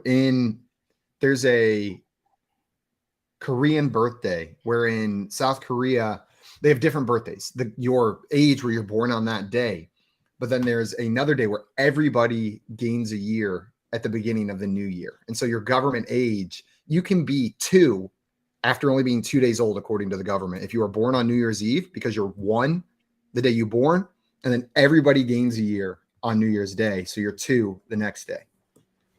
I did a poor job of explaining that, but look up Korean. I get it. They just round everybody. They round everybody up. The Korean, the Korean age, and it's for census purposes. I forget why they have it there. I think it's for like logistics purposes that they have it. Or there's something culturally about why they do it as well. But you have your normal age, and then you have your Korean age, and you can be 2 years old in your Korean age, but only be alive for 2 days. Would that be a good policy for fantasy football if we start doing that? What do you mean? So like Jalen Waddle is like 22, but now he's actually gonna be 23 when the season comes around. It's true though, because like people, I swear, guys that have birthdays during the season, they seem younger than they are. Like Brandon Cooks versus like Najee Harris. He just had his birthday. He seems so old, but what's the real difference? I don't know. I just thought that was interesting. Google it Google it if you don't believe me, and Google it if you do, because then there'll be a nice little calculator if you're having trouble figuring out what your Korean age would be. And then you can know that fun little fact walking around. I really want to go to South Korea. Me too. Well, we're moving on to our next Texas Rangers here. The score is 3-0, but Joey, we got plenty of time to come back. I got time. You ready for your next Texas Rangers prompt? Mm-hmm. Yeah! Texas Rangers. Yep, skiddly-doo. Joey, what I want to know is, how many NFL players have worn the number 1 throughout the history of the NFL? At least some. I think there's been 65 years. Also, Hal coming in with just a straight up guess. He says, I don't need a range on this one. I got it. I'm going to go 1,800 to 2,750. 1,800 to 2,750. Coop, what do you think here? 1,800 to 2,750. It's a big range. I never know if it's better to go first or second in this game. I feel like there's pros and cons to both. I feel like I went way high. No, I don't know though, because it's like, okay, 32 teams, average of what, like 30 seasons. Yeah, you might have gone high. I'm gonna go with you did 1,800 to 2,750. Yeah. I'm gonna do, which your range is 950. So I want my range to be smaller than yours. Wow, I'm gonna overlap yours. No, I'm not. I'm just gonna do 800 to 1,700. 800 to 1,700 from Coop. And Joey had 1,800 to, I have 2,400. Is that what you said? 2,750. 2,750. Oops. 1,800 to 2,750 from Joey. Dustin in the chat with 200 to 500. Hal with 700 to 1,100. Tommy with 12 to 25. And then say, name a number 1. Not that easy. Jamar Chase. Next. Pretty easy. Next. Smell you later. Well, the number of players that have worn the number 1 throughout NFL history is 191. Only That's it? 191 players Yeah. have worn the number 1 throughout NFL history. So here's where I made the mistake on my math. I did for every season, but a lot of those number 1s carry on throughout their career. So I shouldn't have done it for every season for every team. Yeah, that makes a lot more sense now that I think of it. Because That's And now your math makes so much sense. But then how do you even account for that? And I did 40 teams because I'm like, oh well, there's been different, iterations. Yeah, the number of. I mean, it's hard. We wouldn't know the answer, but you probably are close on the number of seasons. Like the average person. So how many were there? 190. 191. 191. So those people would have to play an average of 9 seasons or so. Probably still a lie. Probably still a lie. Tommy down here said, okay, big shots, name another one. I kicked your asses, and they are accounting for bench warmers. Tommy was much closer with the 12 to 25 guess. Number 1, Kyler Murray is number 1. Justin Fields. Cam Newton was number 1. Justin Fields, Cam Newton, Deshaun Jackson were number 1 for a bit. Jerick McKinnon, isn't he number 1? Or is he 11? He might be 1. I'm not very good with Anthony Hardaway, so I'm the wrong person to play this game. That's about all I got for you. Yeah, he's number 1. I did it. I named it number 1. Simon, proud of you. That's my blind spot. He said, "Bet you can't get to 10." Bet we can, and bet we're not going to find out because we got him that quick that we could get to 10. We might already be at 10 with what we named. Let's mark them down. We had Jamar Chase. Yeah. We had Justin Fields. We had Cam Newton. We had Kyler Murray. We had Deshaun Jackson. We Anthony had Hardaway. We had Jerick McKinnon. Is he a number 1? Jerick McKinnon? I think he is. The one you said. Anthony Hardaway played for the Magic, which he did wear number 1, but that was in the NBA. Chosen Anderson. Is Tua Tagovailoa a number 1? Oh, I don't know. I see Gator J in the chat saying Tua. Chosen he says Anderson. No Google, so maybe I need to close the chat. Chosen Robbie Anderson, is he number 1? I think he was 1 at some point. Schmitty Orger Jagerman Jensen. Schmitty was 1. Yep, he was one of the ones. The many ones. I feel like there's a lot of punters and kickers that we're not thinking of that wear 1. Oh yeah. You know what, 1 Tommy? is such a big punter kicker number. Tommy, Tommy might have got us. We got 6. You win. We'll all eat a tomato. We'll all eat a tomato in private while crying later today. We won't. In private. Joey, you can lie. You can just say you did it. I can't lie. Oh, you're right. I forgot that you're then a Joey staunch Scientologist. Joey will eat his tomato. Will lie for you. Yeah, you just don't say anything, and Coop and I got your back. Right. Okay. Well, no points on that one. Coop maintains a 3-0 lead in Texas Ranges, but like we said before, still plenty of time. Coop, This one's coming your direction. You ready for this one? Absolutely. What I want to know is, how much money did ET earn worldwide? So this question was made for me, being the biggest ET fan in the company. Worldwide. Keith, I'm just going to tell you something. This number better be accurate in there, or we are going to be fact-checked very, very quickly. Absolutely scrutinized. This is the guy who puts his Twizzlers in a cup and yells at people who say one word during the trailers at a movie. Yes. Since I don't know, and I have no idea, and I'm very interested to see what Mr. Joey Wright has to say. Because also, Hal asking all time or on release. Keith, can you give us a little bit more info? How much money did ET earn worldwide? Is this box office? Very important. Very important. Because if this is box office, all time is what he said. Wow. Okay. I'm going to go This with... isn't domestic. This is worldwide. Yeah. So this is the box office gross for ET. I did just look it up. This is the box office gross. Okay. Box office gross.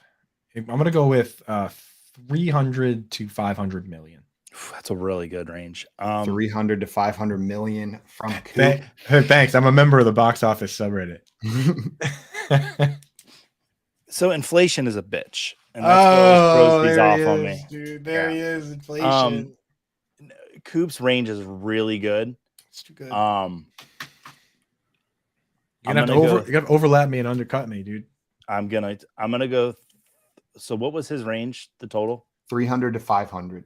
So 200. So I'm gonna go 375 to 575, and I feel For some reason, 425 is what's like ringing in my head right now. So that covers that. 375 to 575. We got some guesses in the chat. Man, Tommy tough. says they paid the puppet. Yes, heavily. Do you guys Hal do- says No, no. 400 to 800 million. And then Tim guessing 575 to 600 million.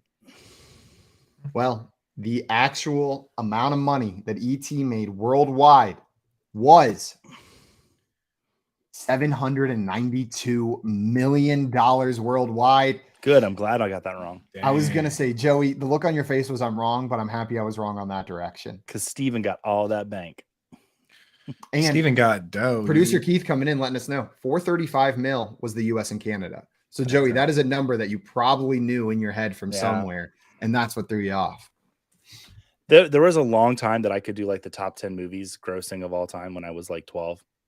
Like Jurassic Park becoming number one was like huge because it's like, oh, it passed this and that. And Hal's the only one who got this in the range. So shout out Hal. Nice job, my friend. I actually looked up that list recently, and it's honestly kind of disappointing now. It's inflation. It sucks. It's literally it's literally the just Avengers and Avatar. The Avengers are half of them, and the Avatar are the other like two. And there's like one. You have to go back, like, to find a movie that's like 20 years old. You have to go back down to like number like 40 to find like Jurassic Park or now I forget Titanic's up there still, but not like way up there. But look at the Force Awakens. There's a couple Star Wars movies. Force Awakens is in there. Star Wars is in there. Yeah, but like you guys know, adjusted for gross inflation, what the top grossing film of all time is? Adjusted for inflation, Gone with the Wind. It is Gone with the Wind. Good job, Simon. One of my mom's favorites. And there's a nice Gone with the Wind museum near where I grew up in Georgia. If you're ever near Marietta, Georgia, head on down to the Gone with the Wind museum because it's frankly, Simon. I don't know. I don't give a damn. You don't give a damn. Good one. If you like dudes named Ashley getting their legs amputated, then you're gonna really enjoy Gone with the Wind. Like, can we just talk about Gone with the Wind for a second? How much of a what Scarlett is? Because like she really is. Like, don't pattern your life choices off of her. She was an independent woman. There's a reason. I wish I was more knowledgeable about Gone with the Wind to have this conversation. Maybe I should have given a less enthusiastic recommendation when the last time I went to that museum. I was 10. It was 18 years ago. It may not even be open. When I was a manager, 10-year-old at Gone with the Wind museum must have been terrible. Probably. When I was a manager at Barnes & Noble, our cafe manager was a huge Gone with the Wind fan. And I said that during a meeting, like as a joke, like, yeah, Scarlett's kind of a bitch. She filed a report on me. Wow. Watch, Joe, you're going to get off the show and you're going to have an email from Matt that there's been a report filed for you for saying Scarlett's a bitch on this show. I'm saying, dude, that's why I towed the company line. I was like very strong, independent woman. You know what I mean, dude? It's my brand. Okay, well, we are going to move on to our next prompt here. Shout out Hal for being the only one to get that with good job, Hal. So 400 to 800 million. There you go, Hal. If you weren't wrong whenever you said it's Hal's day today. You know what? ET was released in China like 4 years ago, and I got a bunch of money. That's probably what threw me. Oh, I'm just making excuses in my head. You forgot to add the Chinese re-release money. Seriously, that's like a thing that's happening. Is a lot of films are getting released for the very first time in China, and they're getting, an extra $200 million thrown onto their on their box office gross. Gator down here saying the report is already being written. Joey. Gator's writing that report in. Do you know who else I don't like in movies? I'll tell you. Joey's like, I'm a bad boy who doesn't care. Write me up. Give me a report. Who went on that my one? thoughts on Forrest Gump. That'll really throw you through the loop. I've been meaning to read that book because I've heard it's messed up. So I'm going to add that to my list for this year. I've heard the book is just on a different plane than the movie, different vibes entirely. Joey, it is time for your next prompt. Are you ready? I am. Let's do this. My question for you is, sorry, it's not fun. How many high school football players are there in the United States? Oh, wow. Account Texas. Okay. 50 states. All equal. Alaska, same as Texas. Yeah. Let's see. So high school football players, right? Correct. 150 high schools. Gator wants you to re-release your shows in China too, Joey. Some of your start sits and salutations up those box office numbers. Starts and Citations will be available in another language this season. Spoiler. Woohoo! I'm excited for that. That's gonna be awesome. Can I guess what language? I don't. Yes. Swedish. No. It's a great first guess. I kind of don't want to give that away, but I kind of do. Hold on to it. Yeah. Okay. It's really good though, guys. Hold on to it for a release. Sorry. Where was my math? Okay, and then I'm gonna go 300,000 to 400,000. 300,000 to 400,000. Coop, what do you think? How many high school football players are there in the U.S.? I mean, I think there's at least 300,000 to 400,000 high schools. So if you're going to have, in my high school football team, I had like 50 kids on it, but you need at least 22. So like if there's 400, let's say there's 300,000 high schools, which is a number I've accepted to be completely true in my own head. And an average of 40 people per team. I think there's millions of high school football players. Let me get, because there's 300, how many people, there's like hundreds of millions of people in this country. 400 million? What number are we at these days? I don't even know. I don't know much about this great nation, but I love it. Let me guess that there's 10 to 20 million high school football players. 10 to 20 million high school football players. We got some guesses in the chat. Hal going with 100,000 to 149,000. Tommy going with 260 to 280K. And Hal going with Luke County freshman and JV BS or just Letterman. It just said high school football players. Minimum 5 touchdowns or 3 sacks. Yeah, it only counts the players, man. If you're just out there, if you're a scrub. Ballers. How many high school football ballers are there out there? How many dogs are there? Tim went with 999,999 to 1,499,999. Thank you for making me say that. And Easy Abe's in here with 500K to 750K. The actual answer, the number of high school football players there are in the U.S. is 1,093,234, meaning both of you guys are outside the range. But Tim, the only one in that range with that. My brother. Shut up. With the most annoying guess in the chat, and it is the most right answer in the chat. So 3 points for Tim going that direction. Everyone else a little bit out here. Tim, technically correct in the worst possible way. You know what? Right in there, pretty small range too, given the number, just 500,000, and captured it in there with the amount of context we were given. Yeah, 10 million felt like a lot, but that's like a pretty big percentage of the entire population. That's crazy. Numbers like that make me think about my high school experience and how all-consuming it was and how important it was. You know what I mean? Like how all the stuff going around was everything.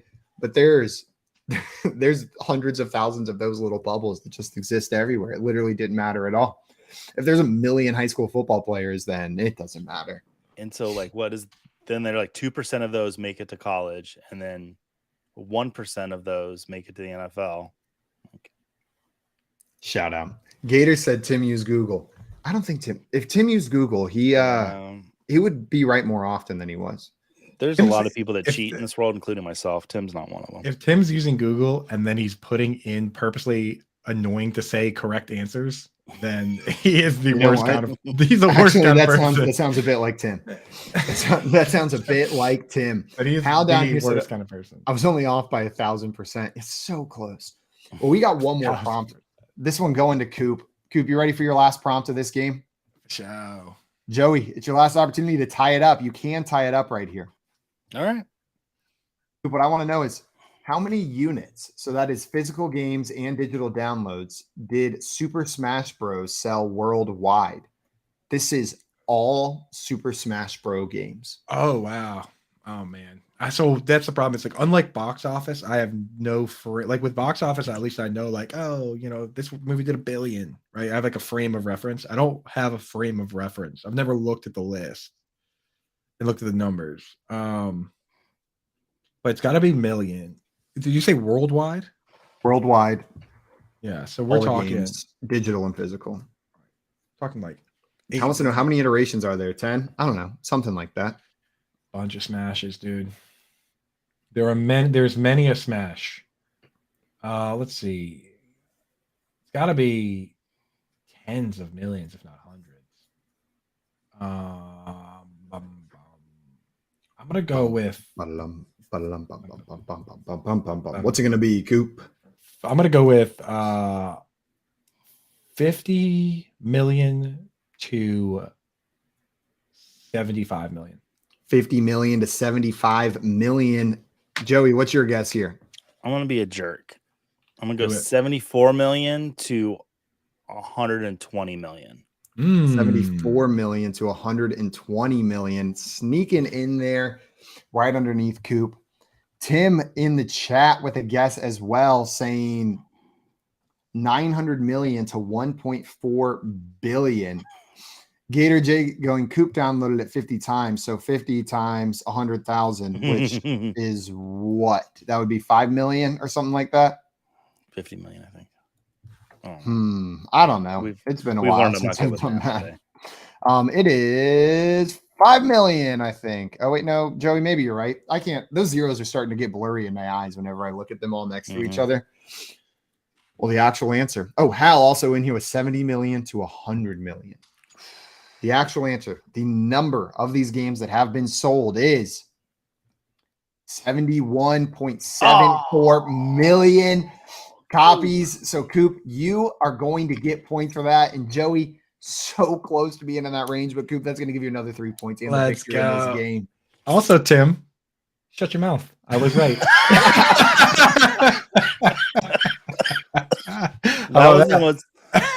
That was the most endearing "shut your mouth" I've ever heard.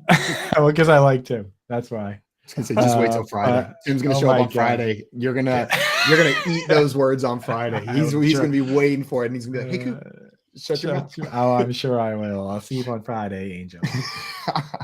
Well, Coop, congratulations, and Joey, great game. It was your first time playing Texas Rangers. Yeah, I had fun. You did good. You did good. I'm gonna beat myself up over the ET box office. I know you will. I know you will. You're gonna. Well, dude, get on the box office subreddit. You'll have fun in there. I'm going to. Like, I'm. You know what? I'm gonna join it right now. Yeah, get in there. It's a good place. It's. I almost said it was a good place, but it's on Reddit. So, but it's. It's interesting place. My favorite sub. What's your favorite subreddit? So my favorite sub. My favorite. Sorry. My favorite subreddit where people really treat each other with respect. And it's almost all positivity, unless there's a true reason to be negative, and it's usually about companies, not other people in the subreddit, is the Goodyear Welt subreddit, where they talk about shoes. Everyone's just like, literally every day it's like, nice shoes.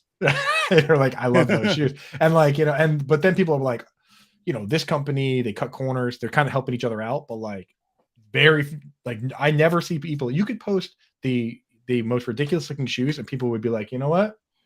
Not really my style, but I can see why you like them. Like, that's like the meanest thing anyways. The golf subreddit this week bullied a dad into returning his new shoes. Did you see that post? He posted them and was like, check out my new shoes. What do the young people think? And they were like, ugliest things I've ever seen. And there was a follow-up post the next day where he was like, so I returned.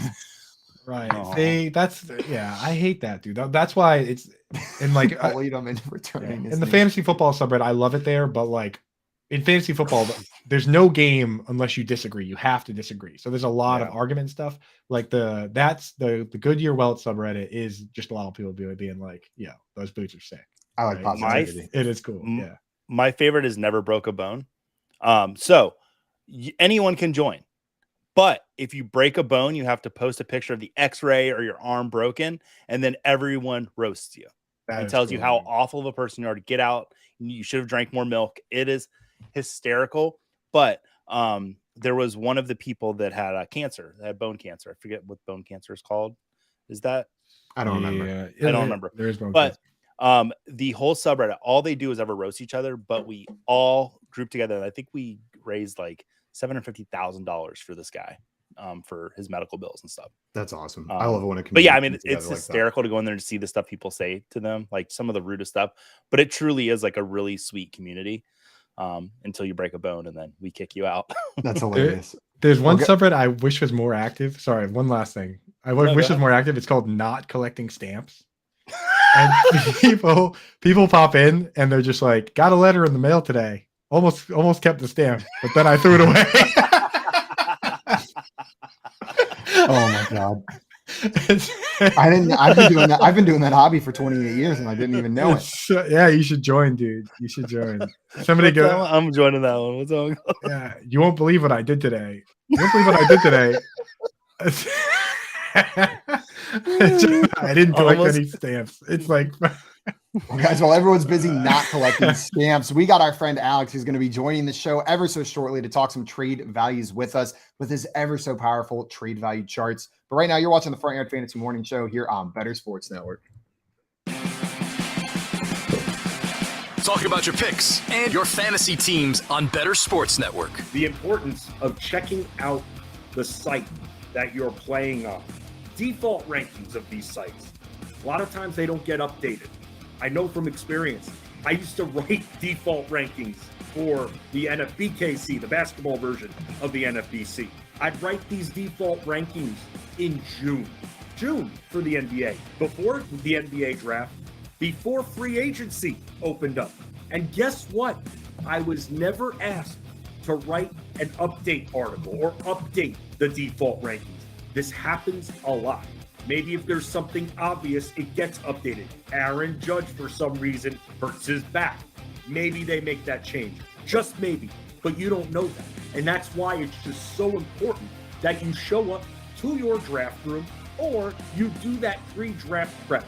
We're all busy. We know we're about to devote a lot of time to our fantasy baseball drafts. Why not spend the extra 20 to 25 minutes to invest properly in your team, to go and see which of those players are way down default rankings? They're going to be different on all of these sites, and you're going to be looking at them and going, maybe their analysts think a certain player who shouldn't be in the top 100, who should be maybe even not even the top 200, will be in that top 100. You got to check that out. You got to know where you're playing, just like you got to know your format when you sign up for the league. It's just so crucial, and people just skip right over it. You think it's cool to show up to the draft room 3 minutes before the draft. Well, number one, it's not cool because the commissioner's trying to make sure it is organized, especially me, who runs auctions. You can't, it's one thing if someone doesn't show up for the snake draft, oh well, doesn't ruin it for everyone. Auctions, you can't have someone not show up. Auto bidding, auto auctioning, it ruins the sanctity of those drafts here, which is why I always recommend, hey, make it easy on your commissioner. Don't make them send those texts there. It's annoying. You shouldn't have to do that.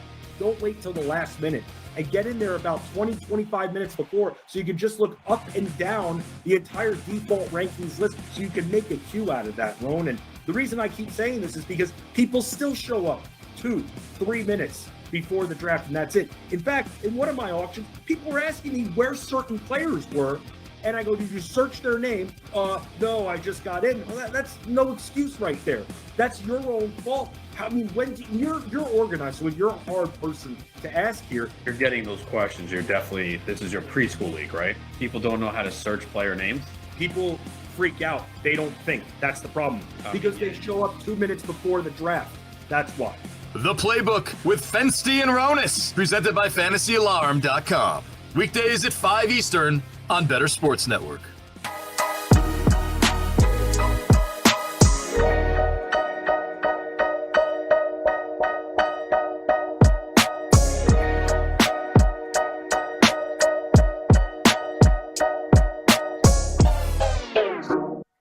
What's up, everyone? Welcome back to the Front Yard Fantasy Morning Show here on Bettor Sports Network. We're about to talk some trade values with the trade value daddy himself. Sorry, I put his middle name in there. He goes by just Trade Daddy for short. Our friend Alex Korf's joining us, peaked in HS_FF on Twitter. He's the product manager over at Draft Sharks and truly the guru of trade charts. Alex, thanks so much for joining us today, my friend.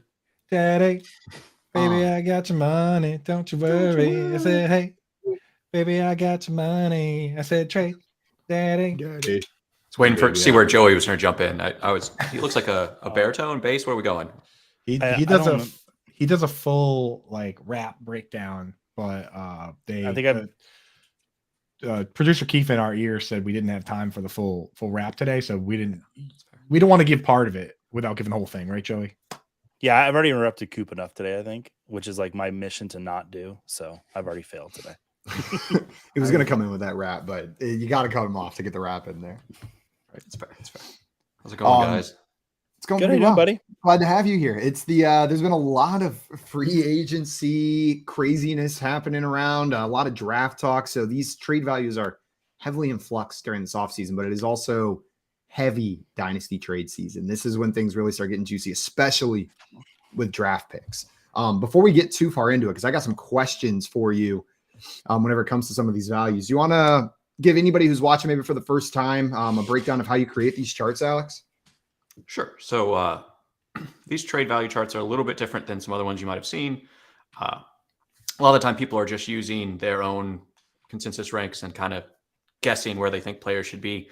These are actually a market snapshot. So what I do is I aggregate expert consensus ranks. I put it through a model that then lines up players by position, running backs versus wide receivers versus tight end versus quarterbacks. And then the last piece is versus the actual picks.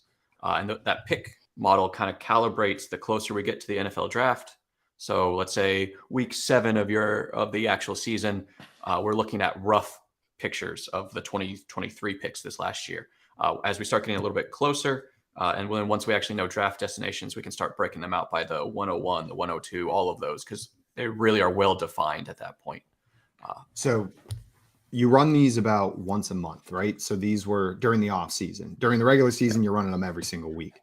But during the off season, it's about once a month. And it's, correct me if I'm wrong, around the 15th, right? You're doing it in like the middle of the month when you're running these? Yeah, if you subscribe to my Patreon, I do it more often. But yeah. I usually I'll post them to Twitter about. There we go. And the thing is, people might be like, oh, this player got traded yesterday. Why don't you run it again? The thing is, it's meant to capture public sentiment, right, Alex? So you can't capture the public sentiment until everybody else out there updates their rankings. So it doesn't even make sense a lot of times to do it right after a move happens, because you need the market to adjust first. So there really is a limit on how often it can be updated, right?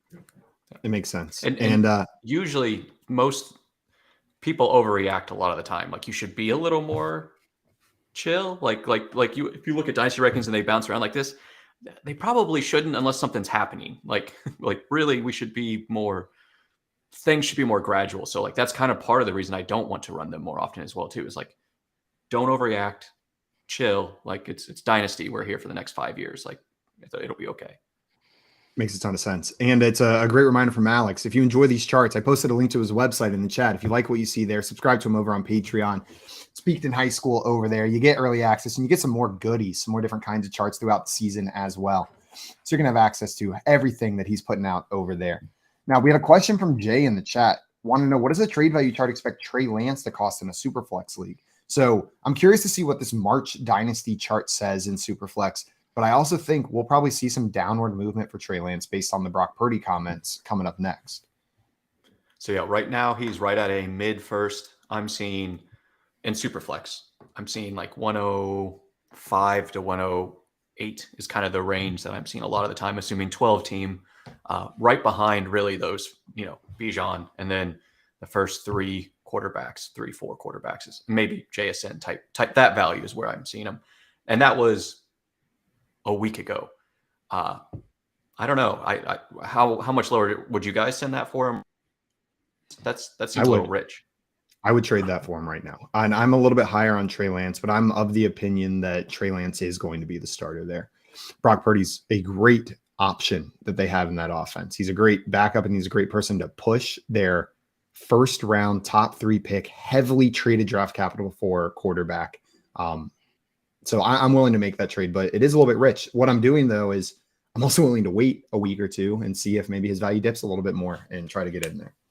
Alex, can I ask where you have, for a reason, Jordan Love on this?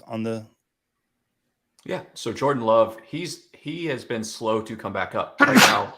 He is still at like a second, mid-second, late second value, which seems that's the one I get the most pushback on, where some people are like, he's dust. I mean, he's on his last year of his rookie deal. And then I always, ask, well, if he was coming out this year, where would you draft him? Where would you guys draft him if he was coming out as a prospect at his current age, knowing he's only on a 1-year deal? I mean, if you look at it that way. So, Joey, are you saying you would rather Jordan Love at cost at the second and then Trey Lance at cost for that mid first right now, maybe? Yeah. Yesterday on Poll Perception, it was Jordan Love or Trey Lance. And we were surprised. Well, I wasn't because I got it right. But that Trey Lance was still going so much higher than Jordan Love. People would just rather have Trey Lance. And I thought that the perception might be shifting towards Love a little bit more. But hearing that much of a gap, I probably would rather trade a second away and get Love. I would rather have Love as well. I talked about it earlier on the show where I said, hey, we heard all this rumbling about this Patrick Mahomes guy that no one had seen as the backup quarterback on the Chiefs, potentially becoming the starting quarterback on the Chiefs. He came out and threw 50 touchdowns. I don't think anybody was expecting Jordan Love to do that because the team isn't built to win right now. But we're hearing very similar things where we're saying, hey, this is the guy now. We're moving on from Aaron Rodgers, and we actually believe in this guy. So if I'm hearing that and he's going to be a starting quarterback, he's got a leg up on Trey Lance. Now, on the flip side, I'm not giving up on Lance just because we've seen a bunch of situations where teams had two good quarterbacks at the same time. That happens often too. Joe Montana and Steve Young were on the same team, right? The year that Drew Bledsoe got traded away from the Patriots and Tom Brady started, Drew Bledsoe scored more fantasy points than Tom Brady. Like, Drew Bledsoe was still good. They just had two good quarterbacks. One of them, had $100 million contract tied to him, so he had to go somewhere. Like, in this situation, Trey Lance gets moved because he's on a first round. If it's close enough, one guy has a first round pick contract, the other guy has a last overall pick contract.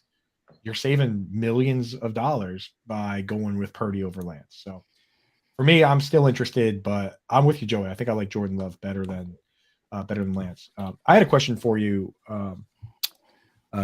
Alex, and I yesterday just asked the entire community about their dynasty teams, and a lot of them weighed in. You weighed in as well. And in looking at your charts, there became an obvious pick for me. And I know Joey Wright is a huge Joey, you might be the biggest proponent of this guy, TJ Hawkins. Oh, right? Yeah. You're in. I'm in. But he on this chart, he seems like a guy where if I'm competing to win now, he's a lot cheaper than Pitts and Kelsey and Andrews. Adam Thielen's gone, so he could be a top 2 target on the team. If you're in this specific situation where I am going all in and I want to sell prospects or picks, what do you think is a fair for a competing team to give to maybe a team that's rebuilding to take Hawkinson off them? Like, if you're kind of advising somebody on this chart to say, hey, you know what, like, here's what you can trade away to get a guy like this. Yeah, I think you're going to have to send at least a late first, probably, Yeah. and not tight end premium. And tight end premium, obviously, that goes up. But like, Is this a late first and super flex? yeah. Okay. That's the chart I happen to have open because that's my favorite format. So it's the one I look at the most too. Like, it's. Yeah, I'm with you. But yeah, I think that would. The problem is Hawkinson's still pretty young. Like he's it's not like he doesn't belong on the rebuilder team as well. Would you view him as a foundational piece to go into a rebuild, or is he going to score you too many points and he's going to mess up your 101? Exactly. So let's look at it from that standpoint of, like, let's say you have that target. Like, when you look at this list of, say, wide receivers or running backs, is there anybody on there where you say, like, okay, you know what? Like, they're valued really high because they're so young, but you'd be willing to part with them because they're kind of a younger, riskier prospect to get the locked in starting tight end and maybe put your name on the trophy right now. Like, when I look through this list, there are some guys, like, obviously you don't trade away, you don't trade away Chris Godwin to get TJ Hawkinson, right? And they're kind of in this similar tier. Who from that list maybe is one of those young guys that you'd say, all right, you know what? Even if I believe in this guy, I'm going to get more points and more positional value out of Hawk right now than some of these guys. I mean, there's 3 that kind of pop out: Christian Watson, Treylon Burks, George Pickens. We saw flashes from at least 2 of the 3. Yeah. We don't, and Pickens is the one that I think that's particularly easy of. It's hard to project him in 2020. What year is it? 2023 to be that guy. And I bet you could probably get that done. Yeah, that would be probably pretty appealing. Especially, and again, in that same range, if not Hawkinson, Kittle, Goddard, right? Yeah. Like, that's when they can get it done. Because you're right. Like, for George Pickens, we think he's going to have a good career, but right now they got kind of a up and coming at best quarterback. They have Deontay Johnson, they have Pat Freiermuth. So you're right. That'd be a good one. I think that's a good example. Looking around, maybe Jahan Dotson too is another guy that, with Sam Howell and that crew. So yeah, anybody out there, if you're in that spot where you need that tight end to put you over the top, that's maybe the play is take a young wide receiver. If you can't get it done with picks, maybe take a young wide receiver and try and make that move. Yeah, I feel like Jahan Dotson would get that trade done. There's a lot of love behind Jahan Dotson. So What about Bateman? You think you could do it with Bateman? I would hope so, because I would send Bateman in a heartbeat to get Hawkinson. No, do you think the guy would take Bateman? I don't. Man, that's. I think it'd have to be Bateman plus. I think it would have to be Bateman plus. I love Bateman though. I do still love Bateman. I mean, I'm with you, Coop, but I think public sentiment is really down on, like, even with the players that he's around in this trade value chart. I'm just looking like he's near Deontay Johnson and Jahan Dotson. I just feel like he's not even viewed similarly to those guys, even though maybe that's where his value is. Yeah, I'm not sure. True. I feel like he's viewed with a negative. It's the trajectory. We've talked about this before. I feel like Rashad Bateman's trajectory has been negative, whereas Jahan Dotson's has been positive. And even though they're meeting at this intersection point, I feel like if you did Jahan Dotson, Rashad Bateman straight up, it's going to be heavy on the Jahan Dotson side. And it's so hard to sell people, like, because I'm a big Rashad Bateman fan. It's so hard for me to sell someone Rashad Bateman because I come out and I'm like, oh, Todd Monken, air raid offense, all this stuff. And then they turn to me, they're like, oh, seems like you really like this guy. Why are you trading him? It's very difficult to sell players by convincing other people. They have to already like them. So I'm with you guys that public sentiment has to be there to help you out. And you need your league mates to not follow you on Twitter. That's the one that's killing me right now. I just, for the first time ever, published rookie rankings with the rest of the guys. And the guy, I'm in a couple leagues with my patrons, and they're like, "Oh, I wonder who Alex is going to draft." I'm like, "Oh shit!" Like, now I can't do anything. Like, it's the first year that I've really been bit in the butt by it. My main home league, they all use Fantasy Pros, and so they thought they were being really wise to let's pull Joey's Fantasy Pros rankings up. An hour before the draft, I went and changed my rankings and put it on Twitter because none of them follow me on Twitter. Like, no one look at my rankings for the next 2 hours. And so my rankings were all wonky for them. And they were like, oh, what's he doing? What's he doing? It was really funny for me to watch. That is pretty funny. Going, I won't tell Fantasy Pros. No one tell them. I'd probably get banned from Fantasy Pros for that. But they're watching right now. That is a funny move, though. I'm looking at this super flex trade value chart, and I'm specifically looking at the quarterback section because there's this massive drop off in quarterback value with guys that are still starting, and I still look to be fantasy relevant. It's this tier here in red, whatever tier that is. I think that's tier 4 of quarterbacks. Kenny Pickett, Jared Goff, Russell Wilson, Derek Carr, Geno Smith, Aaron Rodgers, Mac Jones. This seems like the tier for competing teams. Like, if you're a competing team in need of a second quarterback and you can trade what is that? That's a mid-second for Aaron Rodgers, right? Like, that seems to make sense. Alex, is this about where you see this tier of quarterback valued usually? Is this normal for maybe a vet quarterback? That second round value? I think it's not just a vet quarterback. It's a vet quarterback that has disappointed lately. Yeah. Besides Geno has actually is kind of the exception. Well, Jared Goff and Geno Smith started lower and met these guys there, whereas these guys met them on the way down. Yeah. If you go back to this time last year, Jared Goff was a third. It scooped him up everywhere. Same thing where the sentiment was so low. Like, he was Ryan Tannehill like this year. Like, go get Ryan Tannehill. Shit, if you can get him for a third round pick and he's the starter, that's insane. Like, in Superflex, and people will do it because he's, I don't know, 40 years old. No, he's not. He's 32. I don't know. Like, no, it's because he's boring. People think he's boring, but that's a great point. If you would have said the same thing about Jared Goff last year, people would have laughed at you. They would have said, "Oh yeah, like, he's going to help me win anything." And now look, his value's gone up to a second. The interesting thing is that, like, people were, and this is a little shout out to your company, Draft Sharks. I follow you guys on Twitter, and I saw a tweet yesterday where somebody, whoever's running the account at the time, be it Herms or Salhook or whoever, both Steelers fans, so probably one of them, said, Kenny Pickett, do you think he's going to be a top 24 quarterback? And I saw some people being like, oh, set the bar lower, you know what I mean? But the thing is, in Superflex, that's a guy who is in the lineup every time. Not to mention, when you look around, like, it's not like there were 32 fantasy relevant quarterbacks.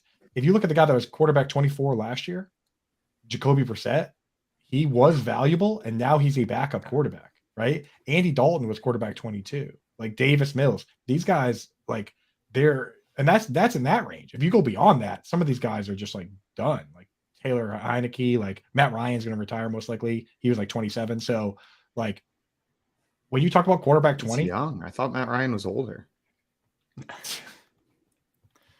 Excellent. When you talk about quarterback 20, like there is a serious line of like people in your league are not going to have guys to even start. So you absolutely want to get guys like Ryan Tannehill if he's going to start. 100%. You mentioned Ryan Tannehill. Where is he on this list? He is at 23, below Jimmy G. Below Jimmy G. Damn, I did not even see him hiding there. I didn't even see him hiding there. What about Jimmy G? That's another guy sitting here. Same value as Jordan Love around Matthew Stafford. He's got a new starting job. That's a starting quarterback for a third-round pick. I think the problem is that he's on such a positive trajectory. Yeah. He signed with a new team. People are excited. He's throwing to Devontae Adams. I don't think he can buy him. I don't think he can get him. I think people are going to hold on to him as their QB3 or QB2 because they've waited this long and it finally paid off. Like it's the same with Jordan Love. Like I don't think you could go get Jordan Love because someone has been stashing him for 3 years, aggressively waiting. I think it's the same for Jimmy G. What they were waiting for was to trade him. Know what I mean? Like sometimes players grab these players and they're done. They've moved on. They've given up. But they said, I'm not trading at low value. I'm going to wait. I'm going to wait till something happens. I'm going to wait till he gets traded, till Aaron Rodgers gets traded. But generally, I agree with you. The people that hold on to players are holding on to them because they want them to start for their team. Well, Alex, I want to thank you so much for taking the time to come on with us on this. What day is it? Wednesday. It is always great getting your sage insight into the trading world. We really appreciate it. No, it's always a pleasure, guys. And everybody watching, if you have not done so already, go and follow Alex on Twitter right now at PeaktonHS_FF. And the link to his Patreon is right there in his Twitter bio. It's at Peakton High School on Patreon. Subscribe over there to get access to all the trade chart goodies. Trade Daddy will hook you up if you subscribe on Patreon. Alex, we'll see you next week. Thanks so much, my friend. Good seeing anybody. Trade Daddy. I got your money. It's pretty. Is that a real song? Yes, it's an old Dirty Bastard song. That's hey, Daddy, baby, I got your money. That's from a commercial. Is there? I know it's not from a commercial. Before anybody comes in the chat and goes, "Oh, from a commercial." I know it's not from a commercial. It's in a commercial. That song is in a commercial, correct? Simon, who's on the t-shirt? It is Father John Misty. Okay. Ooh, a little. Those songs are so interesting. That guy. I know we have like a minute left, but it's like when you actually look at the lyrics of those songs, like that guy he's like kind of like pulling a prank on you, dude. I feel like, right? They are. Some of his songs are absolutely, and it'll go from like the deepest thing you've ever heard to absolute nonsense. And the next one, you listen to the words, you're like, this is not a sentence. What you just said. Yeah. Well, guys, that is going to be it for us today. A big thanks to Joey for coming on and guest hosting with us. Joey, thank you so much, my friend. Oh, I had a blast. We love having you on here. Everybody watching, thank you so much for joining us on a Wednesday morning, bright and early. Good news, if you enjoyed it, we're going to be back tomorrow morning and the day after and the day after that. Actually, no, we're not, but we'll be back on Monday, 7 to 10 a.m. Eastern time, every day, Monday through Friday. Coming up next here on BSN, we've got Moose and Keith. And then tonight, make sure you're not missing Bettor Cast at 7:30 Eastern time. It's more NBA action, live Q&A during the 76ers Mavs game tonight. Answer those questions, win $100. So come tune in and hang out with us tonight. Until tomorrow, though, we are out of here. Adios, everybody. Enjoy your Wednesday. See you on another time. He's Jason.